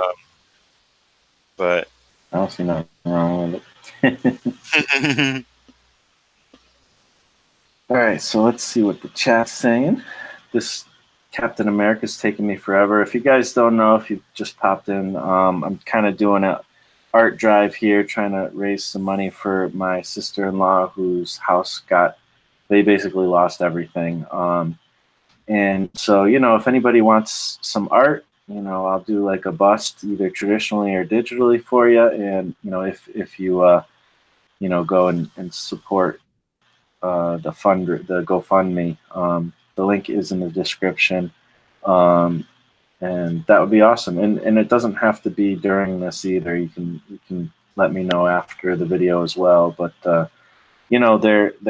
they really need it. They're close to halfway to their goal, but it's really been going slow lately. So I want to try to help boost that up. They're just a family in need who's living in a motel right now, and they happen to be my family, and it's a really crazy situation. So if you can help, that's awesome. I'm not trying to guilt anybody into it, of course, or anything weird like that. I'm just trying to do what I can do. I can make some art and hopefully help. And we also did a little help too towards them. But whatever I can do, I want to do. So Yeah, if we can get everybody just to share it out, yeah, that would be great. Actually, everybody who's in the chat, just go copy the link and paste it to your Twitter, your Facebook, even Instagram. Throw a picture in there, whatever. Yeah, I really appreciate that, Peter. I didn't even think to say that, so that's awesome. So let's see. Russ from Comic Book Black Belt. Russ says he's blushing. Yeah, man. I mean, I love your channel, man. Absolutely. It's worth it. I think again, please, people, go subscribe to his channel because it's so good. So yeah, Yanimal subscribed. Awesome, thanks, Jan. To Russ, that's cool. Oh, Jan is under the weather. Sorry you're feeling sick, man. That sucks. But he's confirmed, Pete, that he'll love to be on your show. Awesome. Yeah, I saw that. Thanks, Jan. Yeah, and definitely feel better. I know Jeff Lafferty was had major different things going on. Wasn't feeling good. Oh, really? Wow. Yeah, he was supposed to come on my channel when Scott Serquin came on. But unfortunately, he was definitely not feeling good. He had pneumonia and pink eye and something else. So I hope definitely he's feeling good. And Jan, you get better. It's like too many sick people in the whole D100's crowd. It's like I had the flu in January and was knocked out for a couple of weeks. It was horrible. I know a lot of other people in the group had the flu this year. So this is a bad year. Yeah, I guess so. I've been pretty lucky, but yeah, that sucks. I did get a cold once this year, and it wasn't even that bad. But actually, there was that time I did actually get this weird. I don't know if it was a bug or what. I guess it was. I actually went to the doctor for it. It only lasted like 24 hours though, but it was. I went to the doctor. They told me it was a flu-like virus, whatever that is. So, but it had me weak, and I went to bed like super early that day, and I don't know, I don't go to bed early, I just stay up, even though I shouldn't, So that was weird.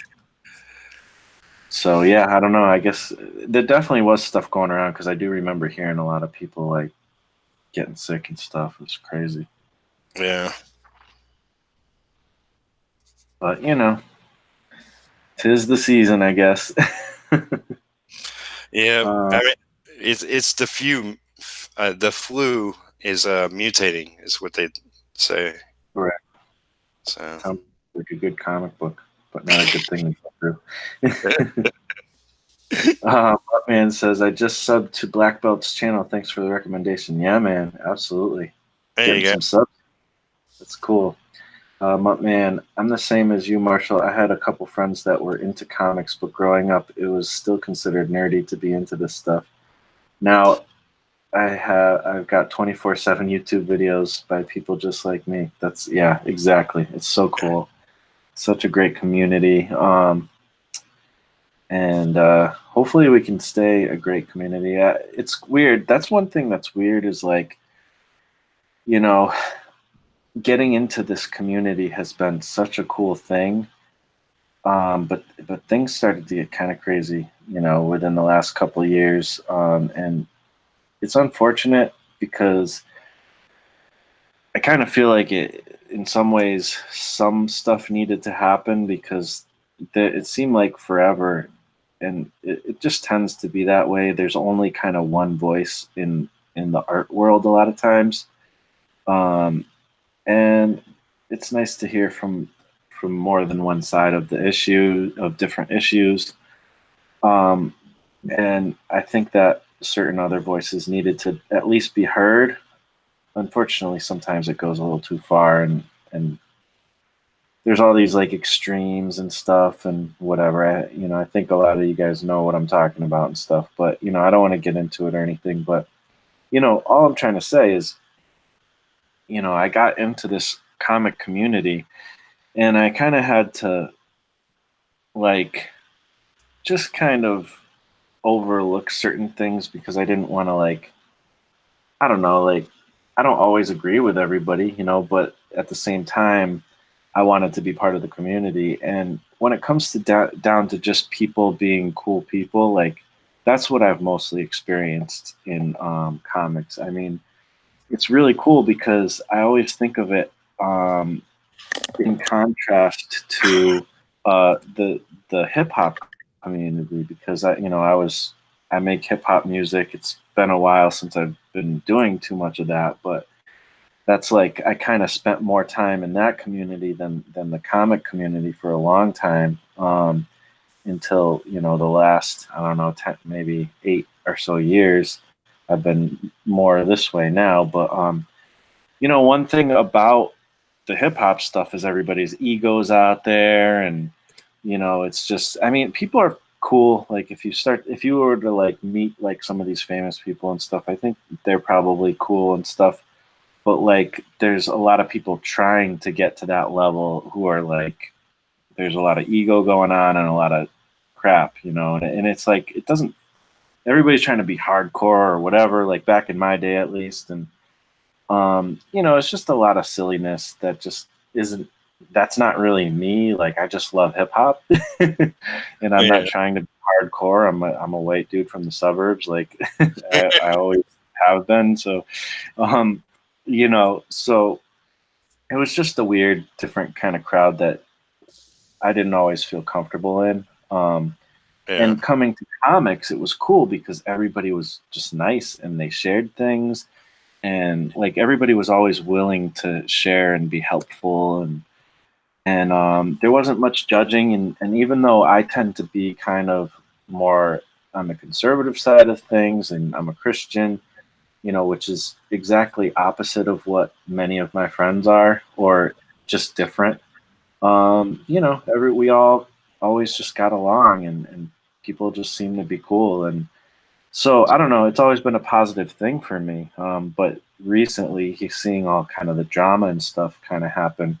I mean, sometimes conflict and fighting needs to happen to, break through some things. But I don't know. I don't know if it's going to end up being a positive thing or not. But for the most part, it's been a great community, and I'm glad that I'm part of it, and I'm proud to be part of it, even with negativity involved as well.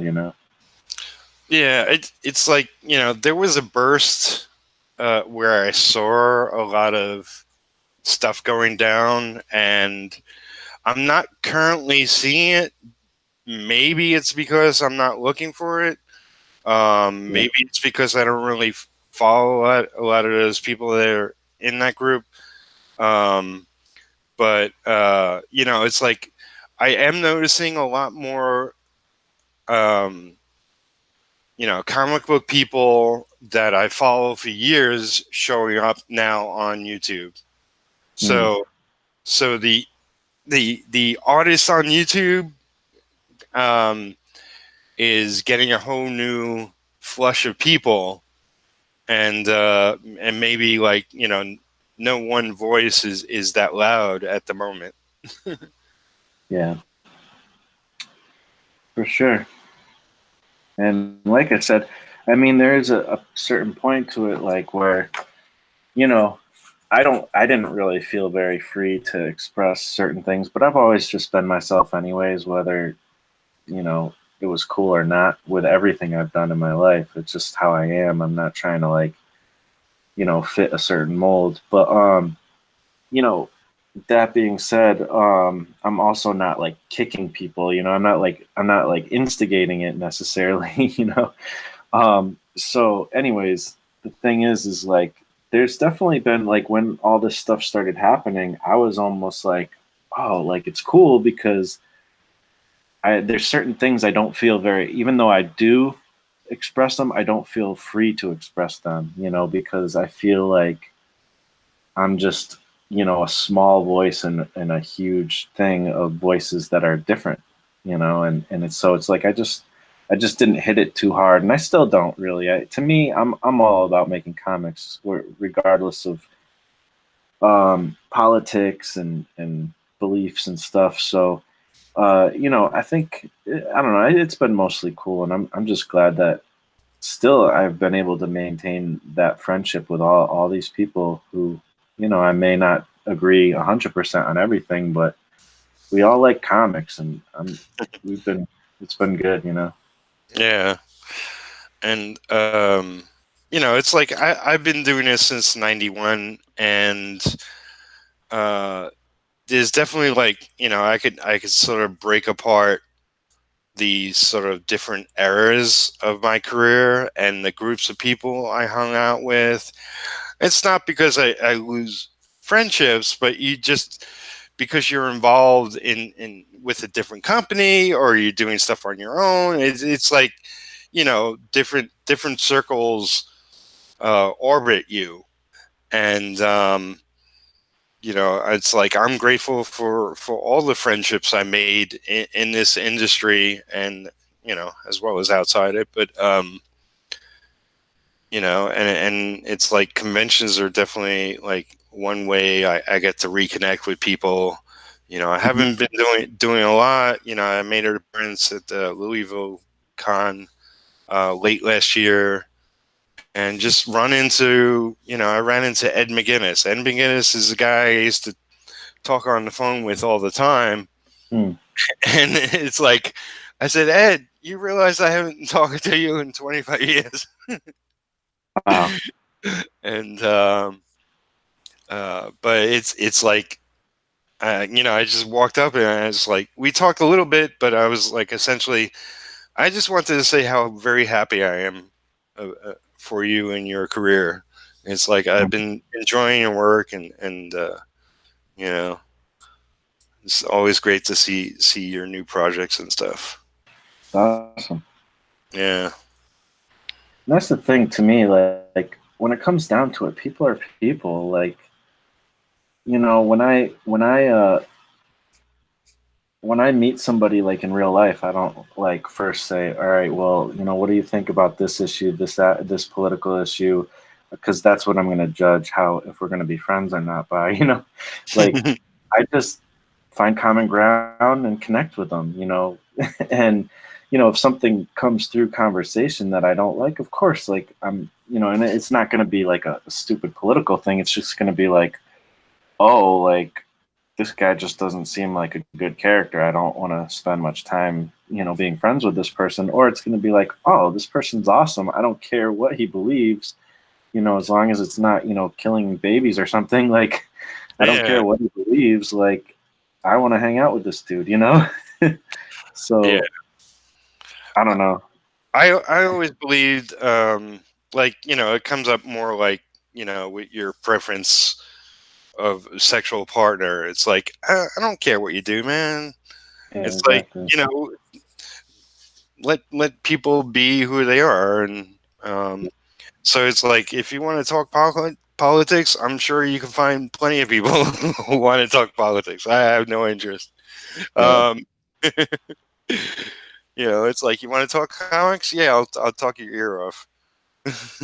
Yeah, I'm not super interested in politics, but I'm somewhat interested sometimes, and I'll be happy to talk politics as long as, or religion or any of that stuff, as long as people are willing to keep it as a respectful conversation. Once people start doing the opposite of that, then I'll probably quiet down and try to leave the conversation.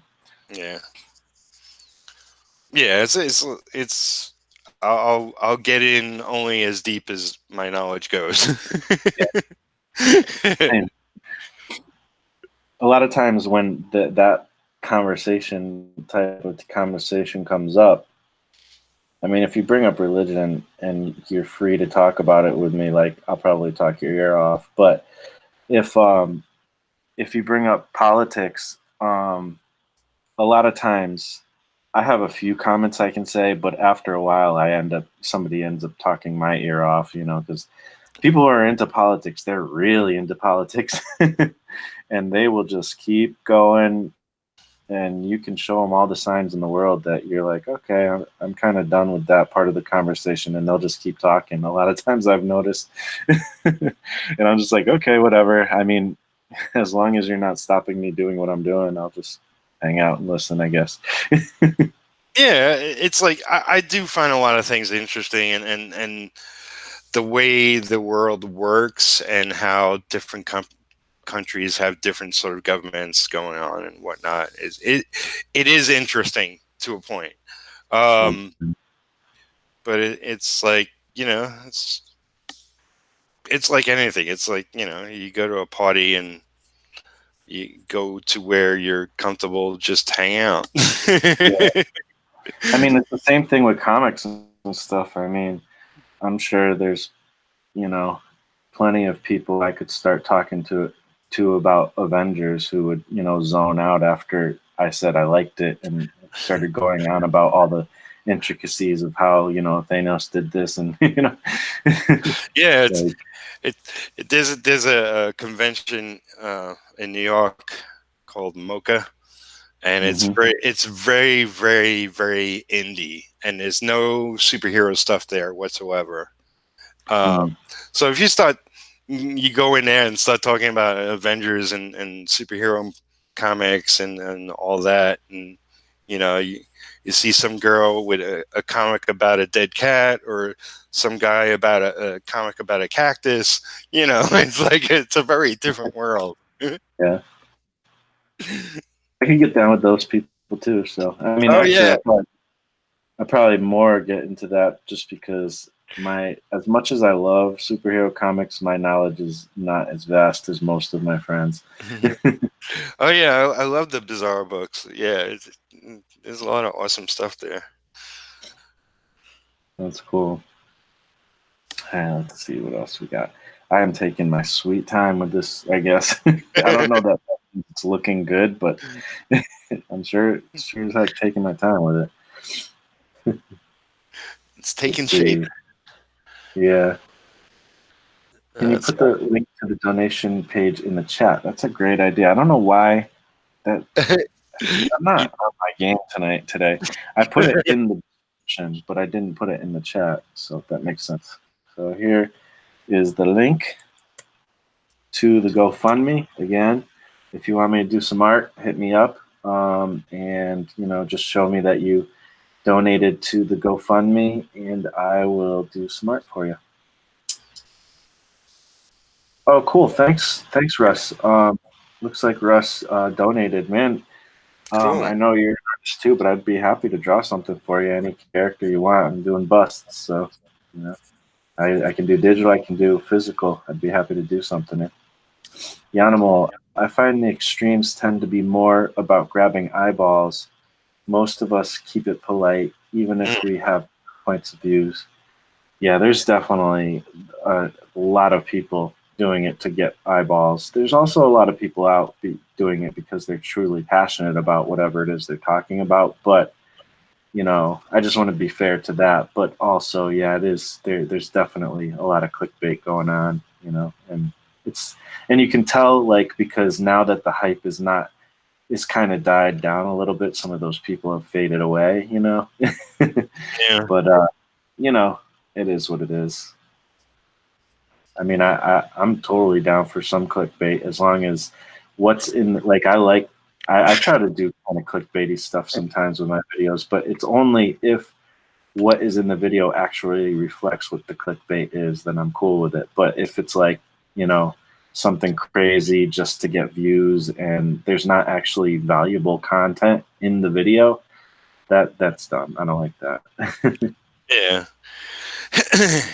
It's like swimsuit edition, and you and you go in the video, and it's like you talking about your latest comic. It's like, wait, where's the swimsuit models?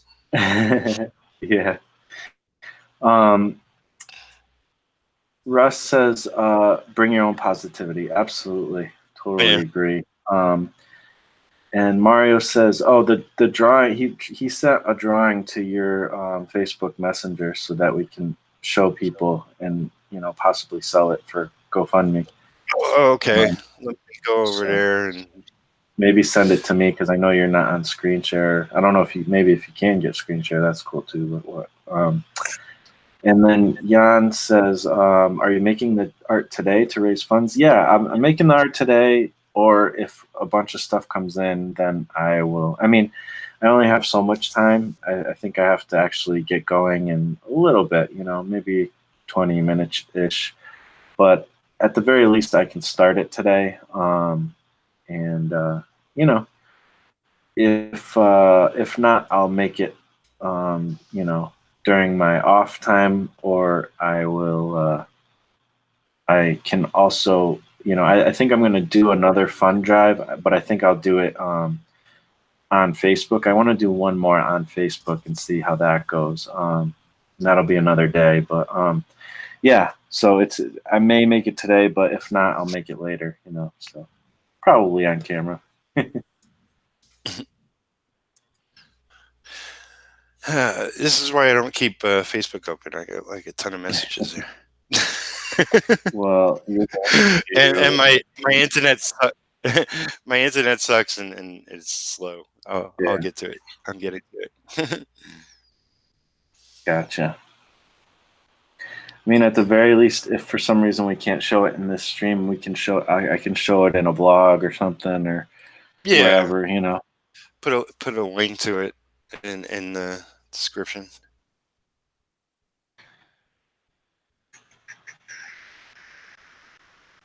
All right. I don't even know. Like, it's weird. Like, I'm drawing this Captain America, but it's just like, I don't think I have a style. I don't know. Like, like what style is this? I've never. I don't know. It's just weird to me. Like, I'm not really. It's kind of dumb for me to say this right now, but I'm not really good at like doing a lot of commissions, I guess, because I feel like I don't have. I feel like it's better if you have like a really distinct style, because then it's like you can do it in your style, and that's what's kind of cool about it. You know what I mean? Peter's not here anymore. I'm here. Kind of do the Facebook stuff. I know. Yeah, but that's just kind of how I feel, though. But you know, it is what it is. It's still fun to do. Oh, I see. Okay, so he sent me a Howling drawing from the movie. Is the oh, I think that's something he sent me before. Okay.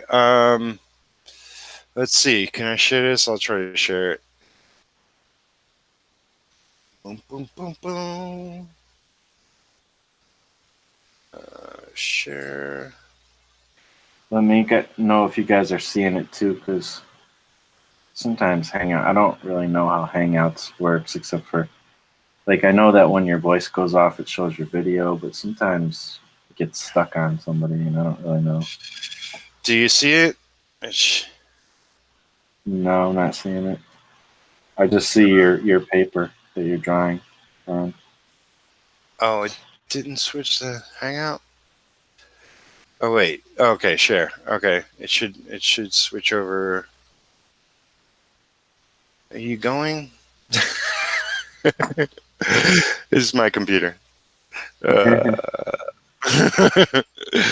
I'll try one more. It's not. It says share.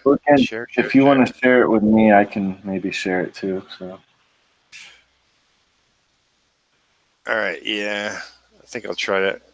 Oh wait. Yeah. I'm gonna cancel this. Cancel that. Okay. Yeah. I'll send it to you, and you could share. Yeah. Doing two things on my computer, internet don't seem to work. So. Yeah, no, trust me, I know how that goes.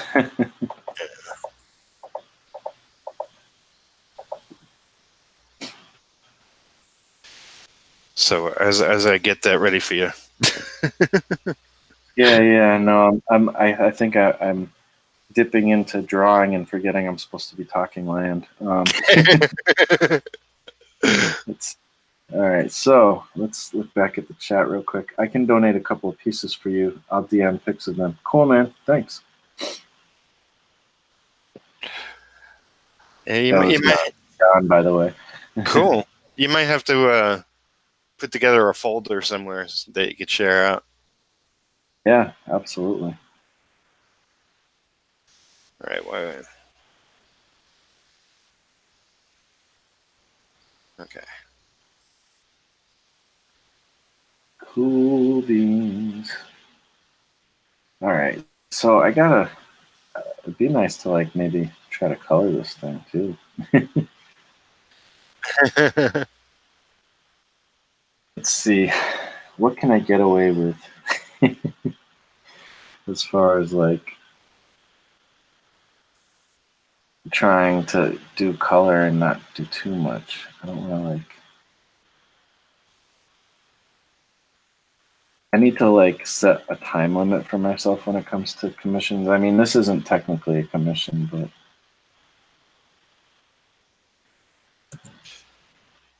All right. I just shared it to your Donkey Drawer message group. all right, let's go check it out.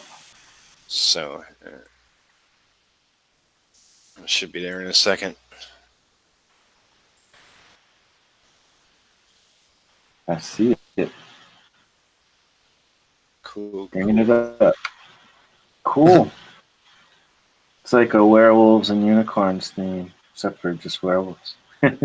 That's awesome, man. Mario, that looks cool. This is a piece by Mario, guys. Everybody watching. So if you would like to donate to the GoFundMe for this piece, I wonder if we should set like a price, because I don't want to like, somebody be like, oh yeah, I put $5 in, this is like a really nice piece of art,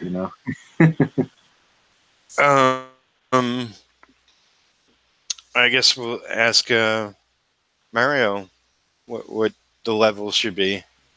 Yeah, Mario, let me know what you think is a good price for that. Let's see. I would like to.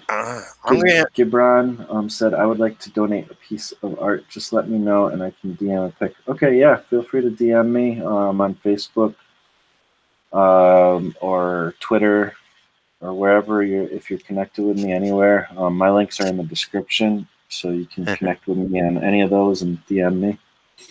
I appreciate it. I'm gonna split for a second. I'll be right back. Alrighty. Okay. All right, let's see what I can do with this one here, guys. So yeah, I appreciate all the donations as far as like art donations.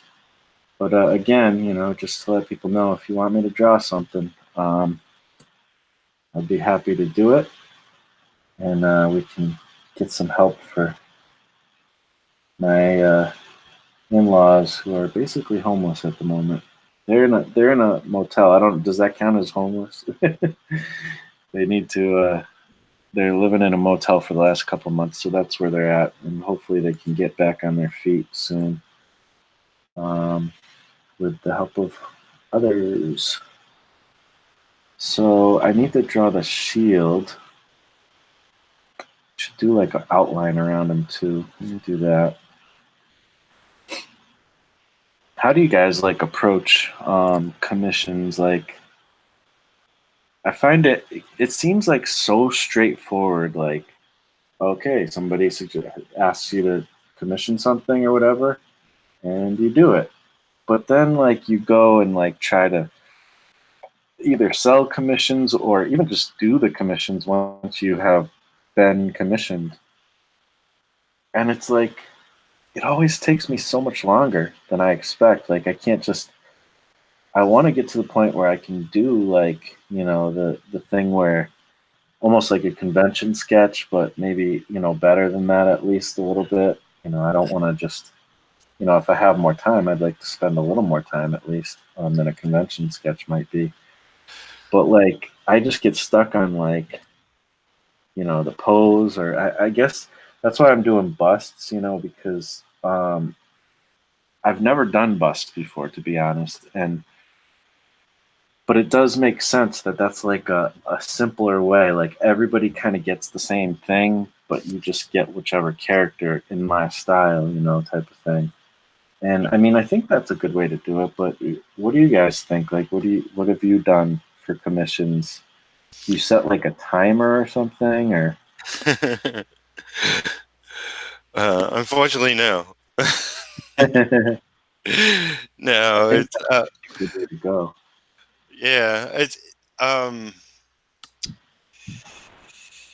Well, I would say like because it looks like you're using a very thin line. Yeah, Um, Maybe what you should have done first is go with a much thicker line and just do the form, like do the head, do the shoulders, yeah, and like get that right, position right, size right, proportions right. Um, then going with a thinner line, like almost essentially like a what do you call it? A layer, another layer, yeah, and sort of then finally draw over that. This way you have a guideline, and maybe that would be quicker. yeah. I mean, I haven't done much in the way of digital, but that's what I see a Yeah, lot of guys do. I think there's definitely something to what you're saying. I have a hard time with line weights still. To be honest, I'm still trying to figure it out digitally and traditionally. So I've tried a bunch of different methods, kind of like the one you're saying I've tried, and I guess right now I happen to be trying starting with a smaller line, but you're probably right. Like getting the big picture first is always tend to be a good way to get going. like Um, like looking at your drawing right now, I would say um, I would make the lower portion of his face much wider and bigger. Like he's Captain America. I mean, you're looking at the Kirby reference. His chin is as thick and wide as the rest of his head, yeah, which is yeah. which I is a tried to bit do that, yeah. It's a but then bit of an exaggeration, but yeah. I mean, I tried to do a little bit of that, and then I ended up making the chin small, anyways. I don't know why.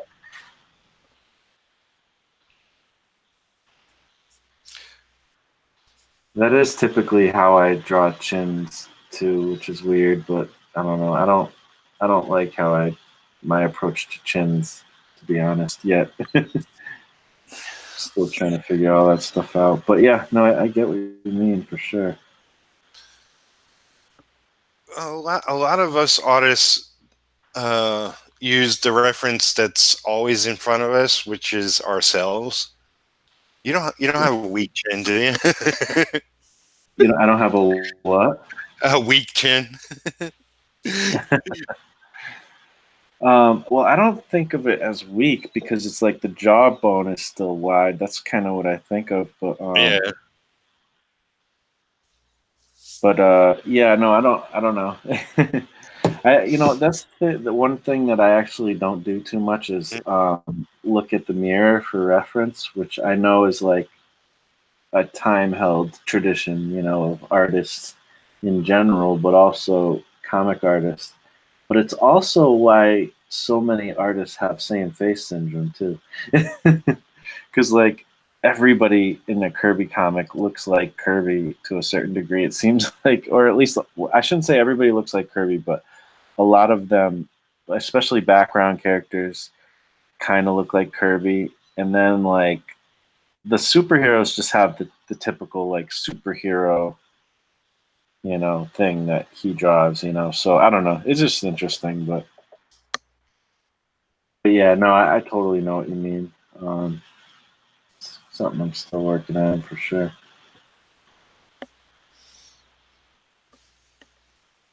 But you'll get it. I mean, I think I mentioned before. It's like that's kind of like a skill I would love to have.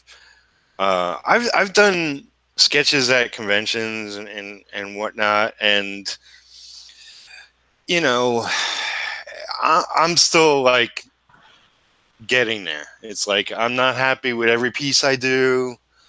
Um, but sometimes I could just get into it right away and it's perfect. Other times I'm just struggling to make it into a decent drawing. Yeah, um, it's definitely a specific talent to like doing a sort of a quick, fast drawing that's spot on, like accurate at least. Um, but there's like I mean, you can go with maybe a different approach that's kind of a faster style. Um, like I know Stewart, Justin 3000. Um, he, we've done some live drawing, um, and his style is very open to that. Like he can do something kind of really quick, and because it's so fluid and different, but it works. It's like if he sets out to draw Captain America, it would be Captain America. If he sets out to draw Wonder Woman, it would be Wonder Woman. Um, but it will be in this sort of unique, fast style of his. Um, yeah, I'm not sure. Like I'm still trying to find my ways. Like, yeah, I want to be a better, quicker artist for those occasions where I'm doing like convention sketches or yeah, something of the sort. yeah. And I know, like, to me, this is like a pretty darn not great drawing of Captain America. It's just, which is fine. Like, I'm okay with like not having great drawings sometimes, and like I'm not, like if this was an actual commission, I would probably do something different. I'd scrap this and do something different. But since I'm just doing it, I'm gonna finish it. But it's weird. Like sometimes it comes naturally. Like when I did that, the Captain America uh, and Spawn mashup, Right, right, that right. actually came out pretty cool, to me. And Yeah. it came easier too, so I don't know, it's just weird how sometimes it comes and sometimes it just does not, and it's weird. I'll always remember Gil Kane, which pretty much, the quote I heard was, he'd wake up every morning and feel like he forgot how to draw and have to practice for a while. Yeah, And I mean, as far as spot on and accurate, I always thought of him as the most accurate with his drawing. Yeah. Yeah, it is weird. Like I feel that too sometimes. It's weird. I'm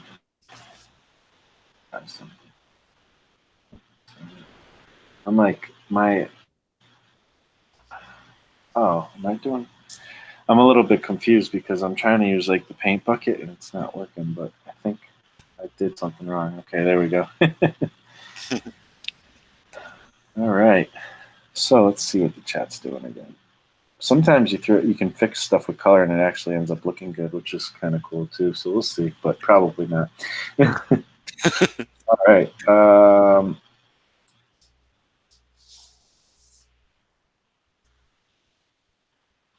right. So yeah, Mario says an auction maybe, and he needs an address to send it to. Yeah, I'll send you an address, man. I have like a PO box that we can send this stuff to if you guys want, or you can send it directly to whoever if you want to. But either way is fine. Jan says mine are up to you. They are yours to raise money with. I appreciate it, man. You are just too awesome. Comic book black belt Russ says varies. I tend to set a page size like A4 and charge for a pen and ink sketch when I'm at conventions. So it's what will fit on the paper. Really cool. Yeah, that I think definitely having a specific like format and way that you do it is helpful, especially when you know that these are meant to be like kind of quick sketch commissions or something close to that, So that makes a lot of sense, and I definitely need to take that into consideration. Russ also says I do digital very similarly to the way I do traditional, although working with layers is a massive help. Yeah, it's weird. I try to do similar to the way I do traditional, but I don't know. All the bells and whistles make you play with extra things and sometimes make it more complicated for yourself. So that does happen too. I think it's partially because I'm pretty new to digital. I've only been doing this kind of a lot for, about a year now. And even the frequency I've been doing it is low compared to the frequency a lot of people do it, so.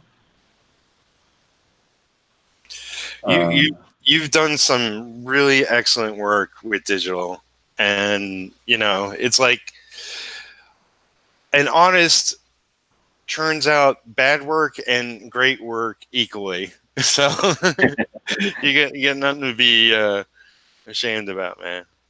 Yeah, I appreciate that. And I'll be honest, like I am pretty happy. Like I'm happy that I've made comics like digitally, which is crazy. Like I thought that I'd take a lot longer before I even tried to make comics digitally, but I've made, let's see, one, two, is it two? I made the anthology one. I made that digitally, and then I made Darby Cufflink Avenger of Comics digitally. And I'm working on Lone Wolf digitally. So it's kind of becoming my way to do comics. And I love traditional. I'll always love traditional, but man, it's nice to not have all kinds of stuff around me to make that happen and just have to have the computer and that's it. Yeah. Was your patron stories the skateboard story that was traditional? Yeah, that was traditional. Yeah. So Yanimo says, I apply rules for line weight. Where's the light coming from? Yeah, that's the number one thing I think of for sure. Line weight should show that. Foreground versus background tend to draw closer objects thicker. Yeah, yep, those are definitely the typical, some of the typical things with line weight. And I think a lot of it is like knowing that, but then playing with it until you get to the, where you start to really understand it almost at a physical level. And I'm sure you could kind of attest to that, Peter, as well. Yeah, yeah, definitely. It's like I'm still. It's like I've been drawing all my life, but I'm still learning as an artist. Um, I'm sort of working myself out of things I've been doing for years as an anchor, and relearning in many ways just how to basically draw. Mhm. Um, but yeah, it's like I could do a masterpiece one day and then 5 days of crap. So Yeah, but I'm just saying, as far as line weights and stuff, yeah, you've had a lot of experience with that being an anchor. I would assume. yeah, definitely. Like you want to punch things up in the foreground, give weight to everything. Um, shadow and gravity. um, It's weird that gravity plays a part, but it does, because you're creating an illusion with illustration. You're creating an illusion on a 2D space that something is 3D and that it holds weight. But it's like, is there actually any visual representation of gravity? No, but you use line weight and it kind of helps. but there is in some cases. I mean, it's like if a car is flying around the curve, it might actually be off the ground. Um, True. but the gravity in that case is like, well, which way is the car turning? How are the pedestrians in the car, positioned? Because they would be going the opposite way of gravity, like the Mhm. way the car is going. Um, so the point of gravity changes. These are things that probably are best described with animators, Yeah. but because they run into it daily. Um, Yeah, no doubt.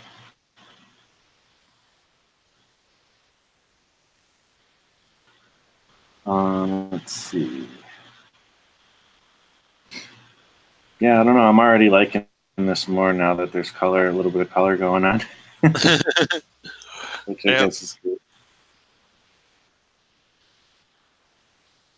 color makes it nice. Yeah. Mike Emirates has been saying, he's mentioned it a few times in different contexts. Um, but he's said something about, like, you know, it kind of depends on how he'll approach a certain thing, on whether it's going to be colored, because if it's going to be colored, there's certain things you don't necessarily have to worry about rendering as much at that, in the ink stage or whatever. You can render some of that stuff in colors, and it all depends on your style too, but and what you like to do in each stage. But I mean, some people would probably predominantly rather um, render everything in ink or whatever. Um, but again, it depends on what you want to do. Yeah, it's like there are definitely like a lot of European artists that have a style that's not really heavy outline. It's almost like every line is linear. Mhm. Um, but that they are like, some of them are actually doing color work at the end. Right. So, it's like I find real beauty in those that do it effectively, like that have like no line weight whatsoever, and it's just all highly rendered in color or lightly rendered in color. Um, Hmm. it's all it's what matters is the finish piece. Yeah. Because we're all faking it until it's done. Yeah, no doubt. Let's see. Jan sent over some pieces too. So you guys, if you want to, let me know if you've donated, and we can, you know, figure out if you wanted to get pieces, or if you wanted to commission myself and Peter, or just myself, or whatever. Um, let me know if you've donated, and I'll go check, and then we'll make it happen, whatever it is that we're trying to make happen. Which what I can't make happen is Facebook working for me right now, but I'm trying. Yeah. It's not for lack of trying. Yeah, mine took a while to open up. It's just, doing a What's that? hangout. Mine took a little while to open up. When I try to open up Yeah. Facebook. It's just when you're doing a hangout that really overrides everything else.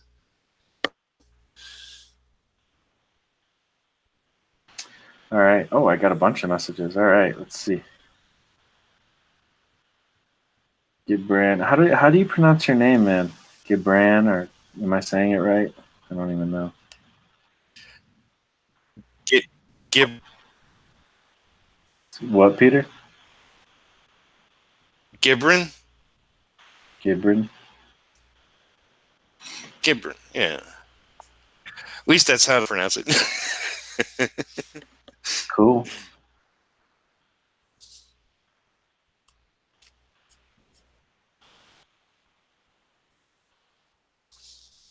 Ooh, I see something awesome. Judge Dredd.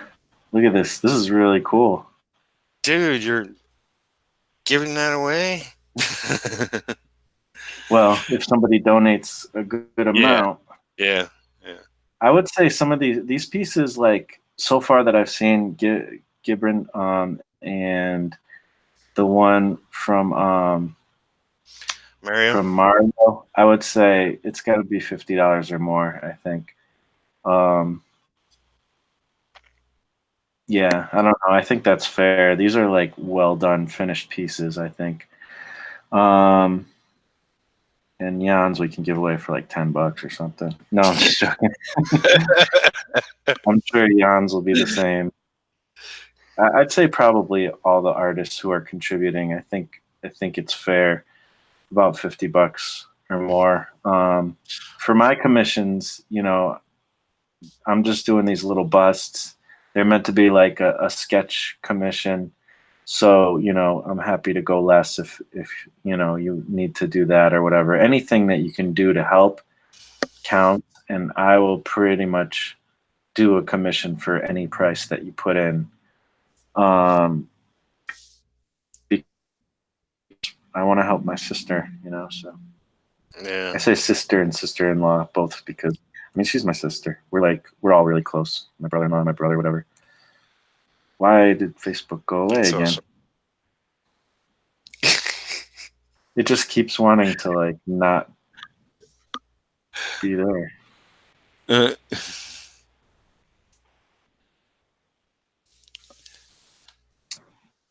Do. But yeah, we are gonna kind of close this video down pretty soon, but not just yet. I'm gonna try to get at least the colors into this thing, and then we'll probably get going. But I can't show it. I can't go too deep into the messenger for Jan. We got secret stuff going on. Oh man, these are awesome. These are cool. Yeah, these $50, guys. If you want something, any of these things, hit up the GoFundMe. The link is in the description and in the chat. $50 or more, and just tell me what you want, and I'll make it happen for you. Or if you want something from me, just do whatever you can. Could you put in the GoFundMe, like, this art is available for those that pledged, yada yada? I bet I could. Yeah. Oh, I see. Russ donated, like you said. Thank you, man. I really appreciate the help, buddy. You rock. Thank you so much. That's awesome. That's Comic Book Black Belt once again. And he Yep. said, "Don't touch that dial." I think that was in response to me talking about playing with all the buttons on the digital. Yeah. Yanimal says, "Has Peter ever had his pencils inked by someone else? Is that weird?" It's not weird.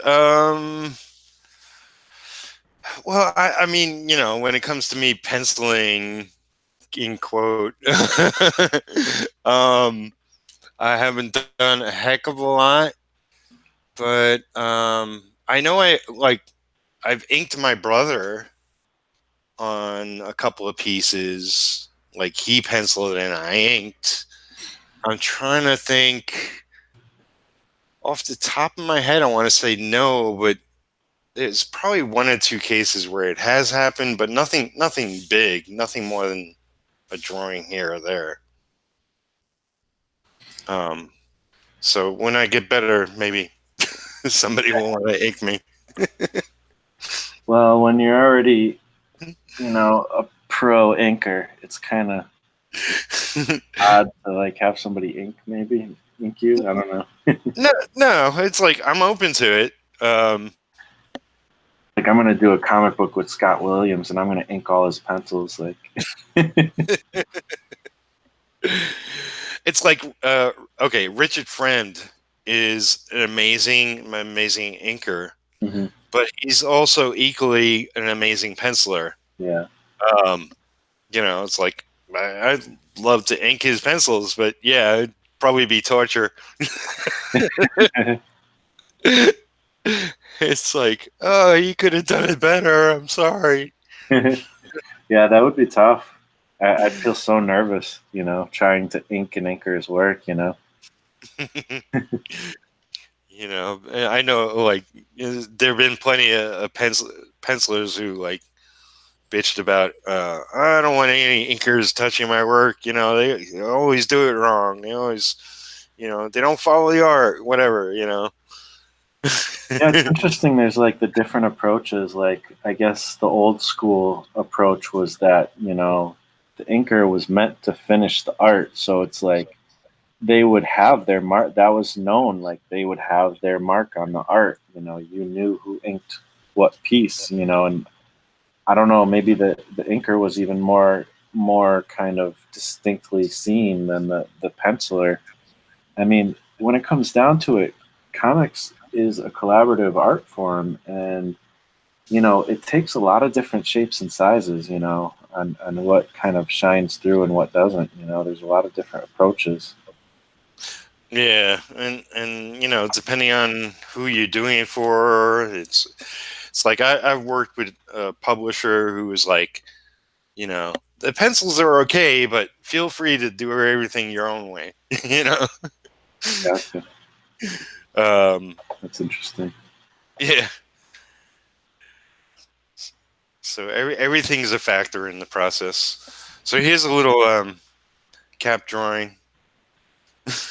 Oh, so now you're just like trying to beat me, like, oh yeah, I could do this, Mark. You gotta like step up. I did. I did a small little drawing and I shaded it in to make it better than it was. Cool, man. I dig it. It's far from perfect. But how it is.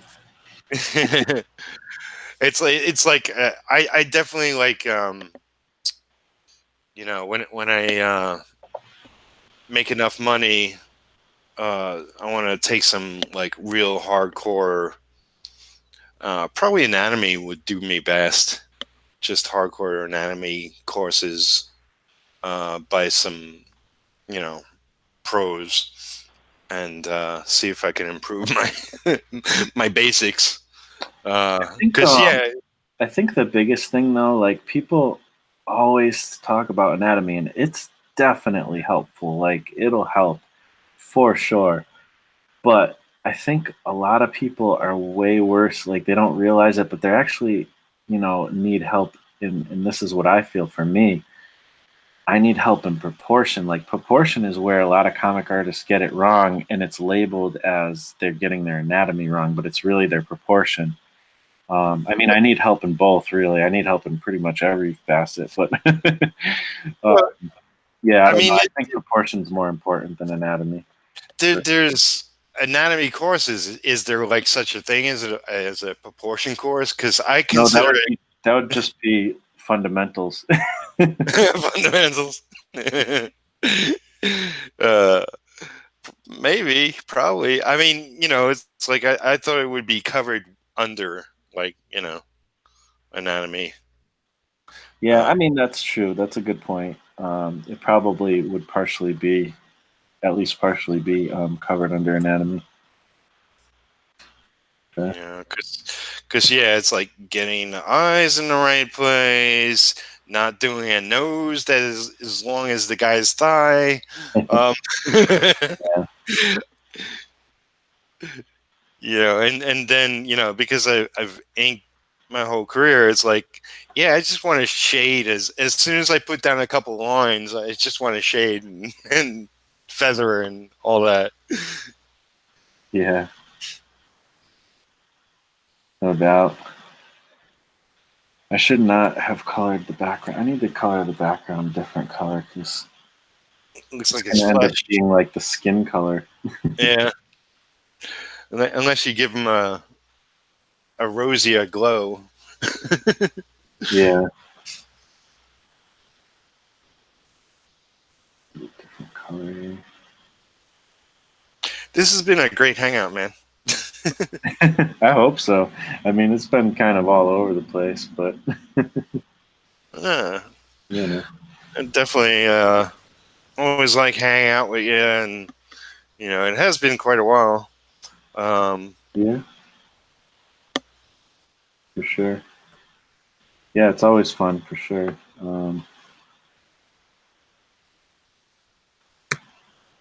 Trying to figure out why my tools aren't working.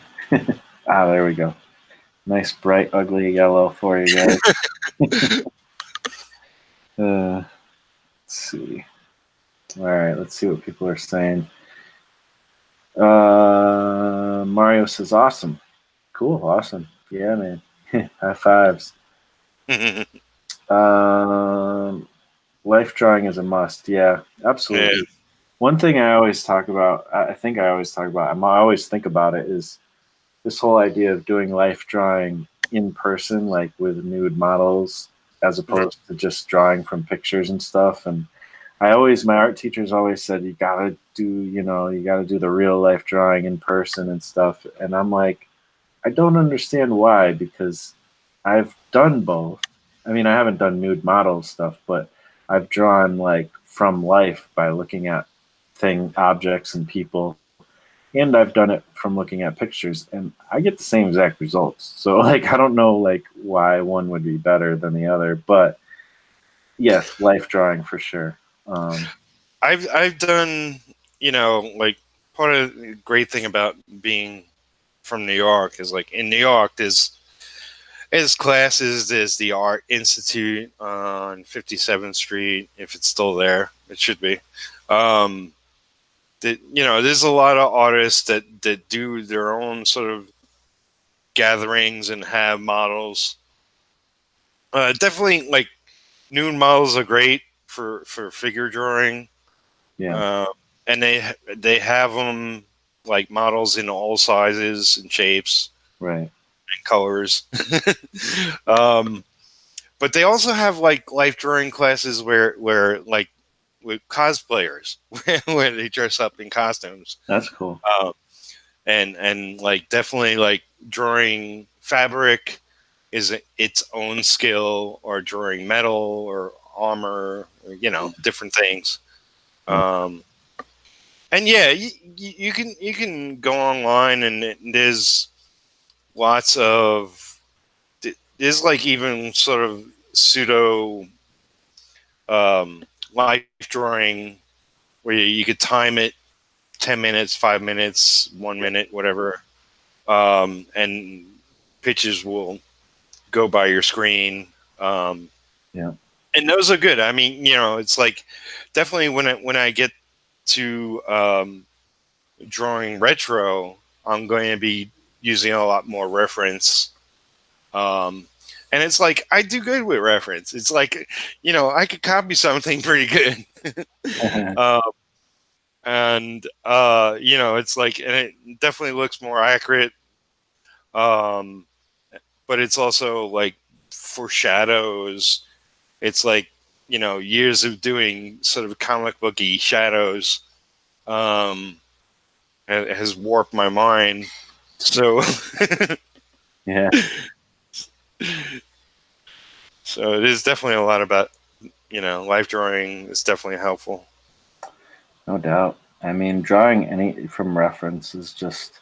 I Yeah, mean, I used to like be kind of like wondering like how like if you draw in a cartoony style, do you really need to draw from reference? Like I don't know, like that kind of thinking, but I've realized since, by trying and doing it, that it totally informs cartoony styles too. Like, whenever it just to know, like, to have a better understanding of where different things are placed. And the more you know about anatomy, actually, it's helpful to like get it right when you're simplifying it. yeah. I mean, you look at all the movies that the Disney masters made when 2D was the big thing, and they have all the Disney classics.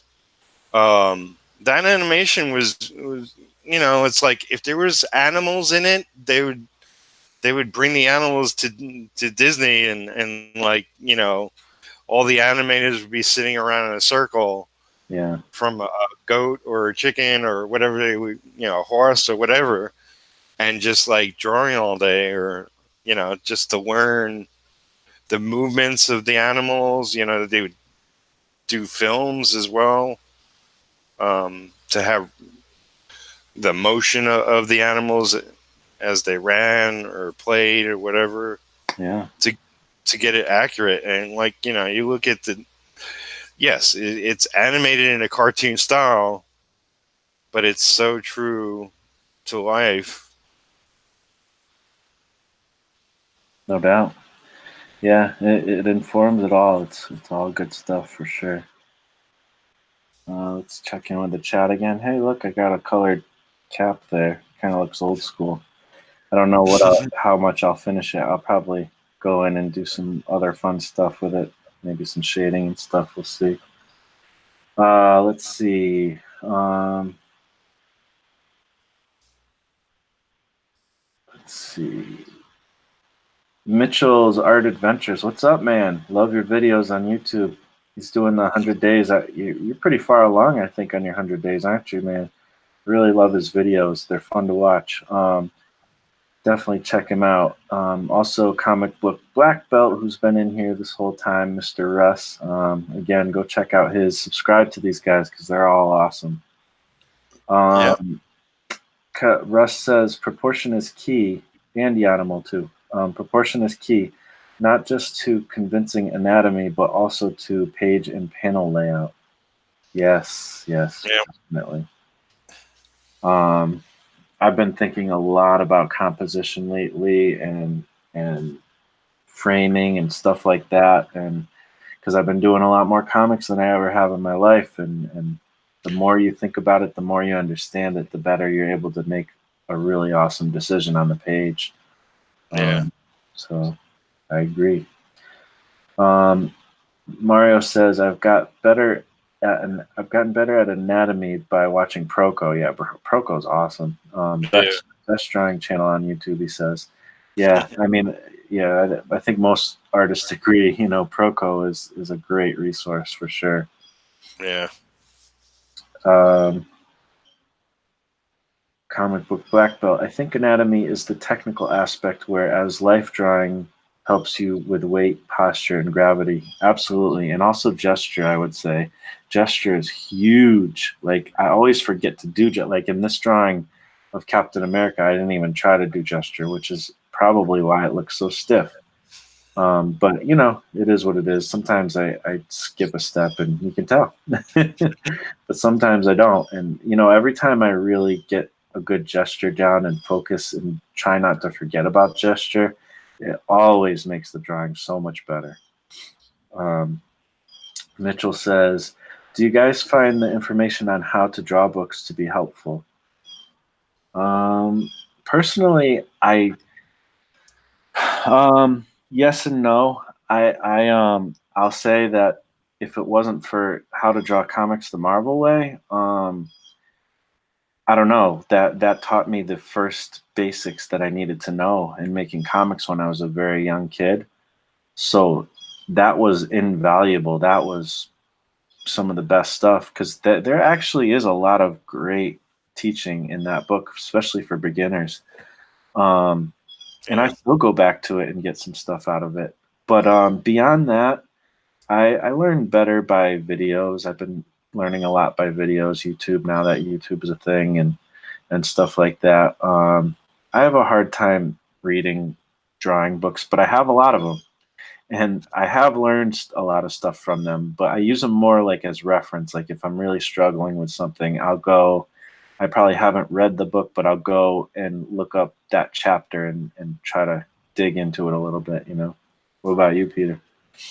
Yeah, it's like you know, like you were saying, like by working on comics, you become more aware of, hey, this is what's missing. This is what I'm not doing. And then you go off and you study and or you read or you watch videos and it gives you a lot more insight if that's like your total focus now. Hmm. And yeah, it's like I picked up How to Draw the Marvel Way. I had a lot of Burn Hogarth I love. And just random art books by people I didn't know, but they, you know, they were useful.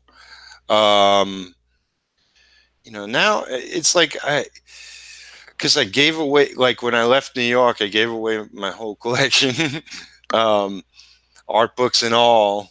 Um, I have some stuff here, but I'll probably as I get more and more into drawing books, I'll probably pick up more books as well. Like there's definitely like I know I have a list on Amazon of just like 50 books or so. Like some are more comic book oriented, but some are like, you know, a lot of them are really art books. And so I'll just like choose from those what I want to pick up next.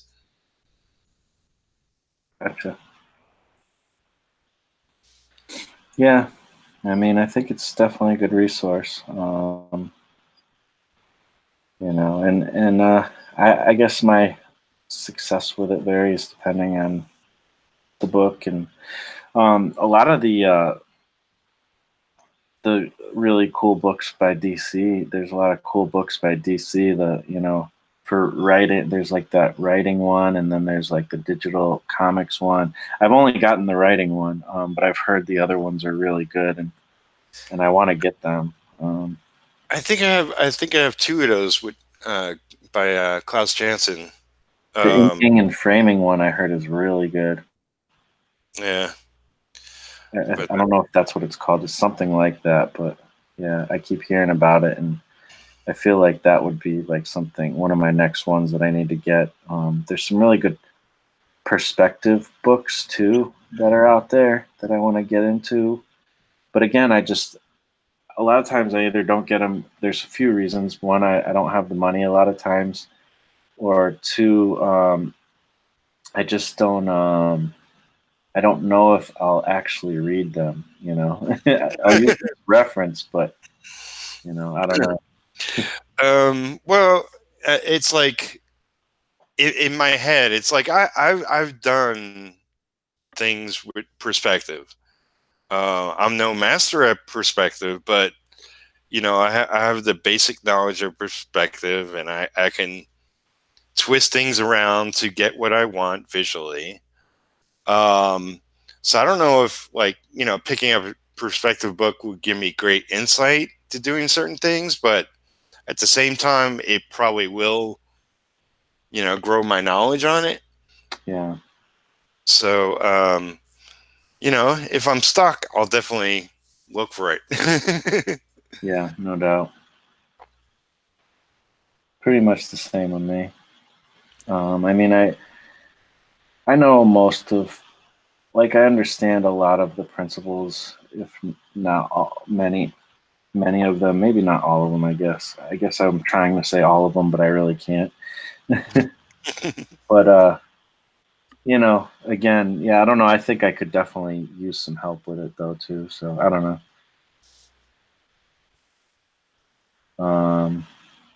The thing is too, it's like you might know the fundamentals of a certain kind of part of things, but you know, these books a lot of times will have some things that you haven't thought of on like how to approach it and stuff too. So that's always helpful as well. Yeah. You know. It might be kind of a tricks of the trade type thing or something, you know. Well, yeah, I mean, part of me wants to, you know, I don't know how heavy, like, say, Jack Kirby used art books or you know, knowledge beyond just him sitting down and drawing. Yeah, there's that aspect for sure. But you know, it's like part of me just wants to, well, I'm just going to draw a comic, and if it sucks, then I'll improve the things that really suck. And Yeah.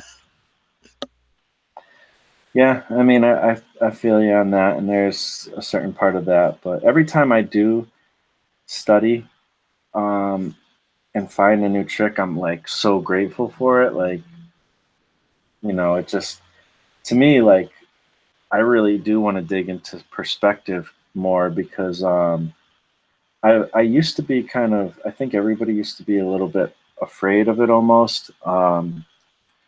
And for me, I was, but now I'm not because to me, it's like, it's almost a magic. I think of these things as magic tricks almost like perspective. When you do actually put perspective in one of your panels, it just looks so cool. Like when you do it well, you know, it's like it's like a magic trick. It's like a way to make your art look so much better than it was before, at least for me. yeah, So you know, that perspective is like that. Some there's other things that are kind of like that too, where it's like if you get it right, like if Rob Liefeld were only to learn proportion, man, would he be good? But you know what I mean. Like it's just yeah. a lot of that stuff is helpful. So easy to dig at Rob, even though I love his stuff. See, now, like, now that you're super close to his face, that looks awesome. It's Does it? just something's slightly off. Like I was saying, like his chin needs to be a little wider. Yeah, it looks like the top, like his head in the back is like bigger than his jaw and stuff. I know, I know.